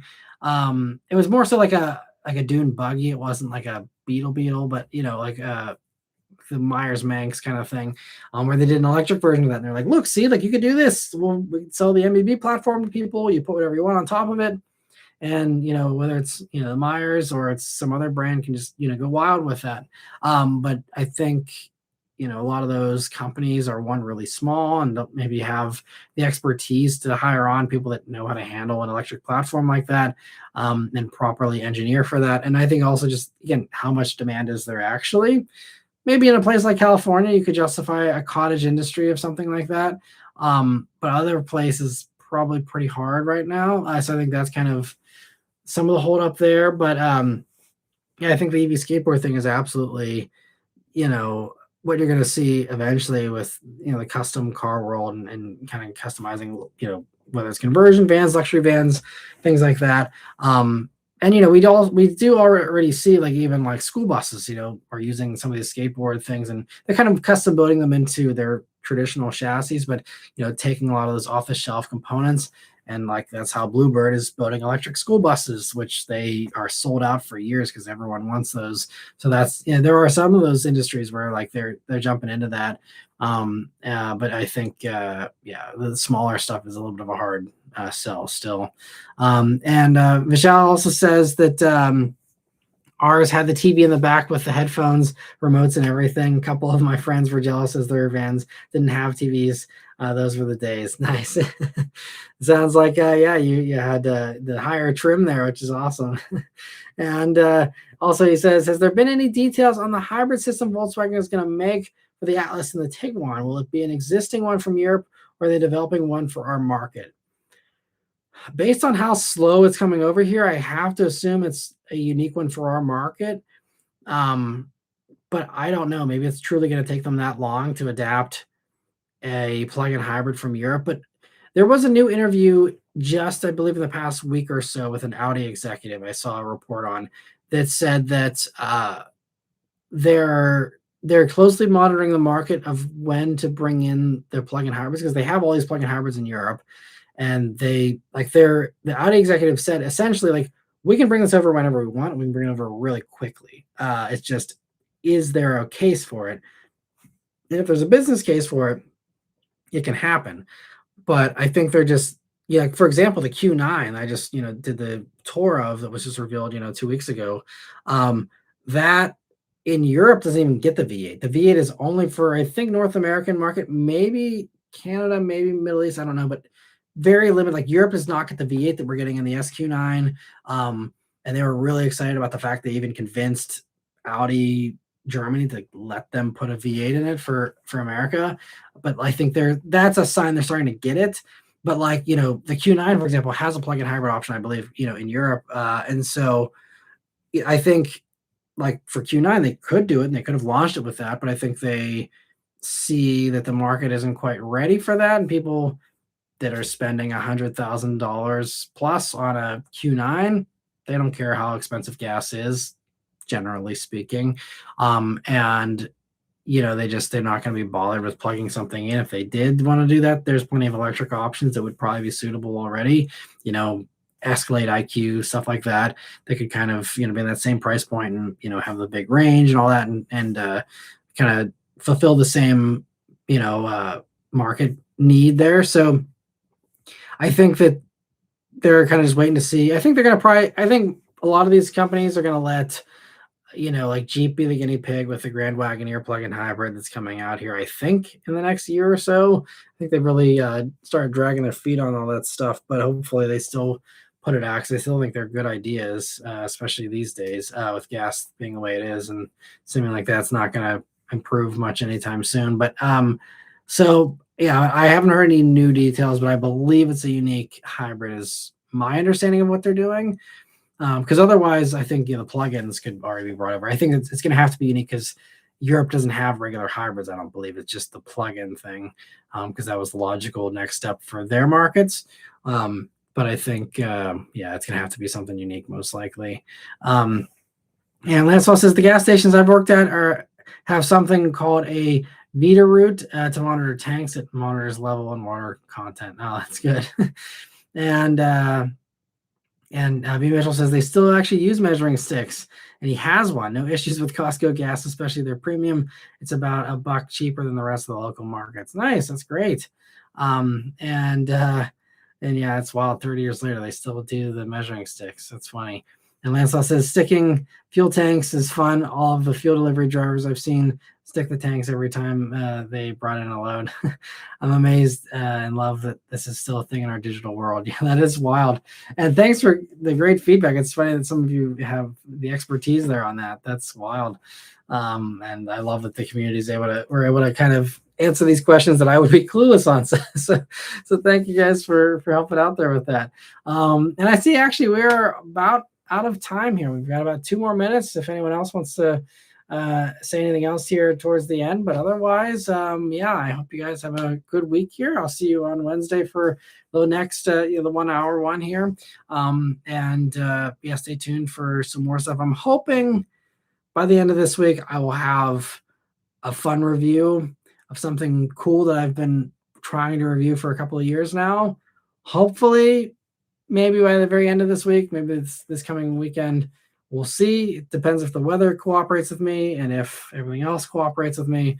But hopefully, I can have something there. Otherwise, stay tuned this week. I will be posting a Lucid Gravity review, which I currently have right now as a press vehicle. Very cool car, a little quirky, but very, very impressive in a lot of ways. But it does have some funny things though, where you shake your head at it as well. So that'll be a fun one if you're interested in just different things that are out of the ordinary. That car is certainly unique, and it's yeah, there's a lot to talk about with that one. So it'll probably be a long video. I apologize in advance, but that's the next one coming here, just for those of you that are curious. And Jordan, thank you for a super chat here at the end. He says, I predict Walmart will venture into car sales soon.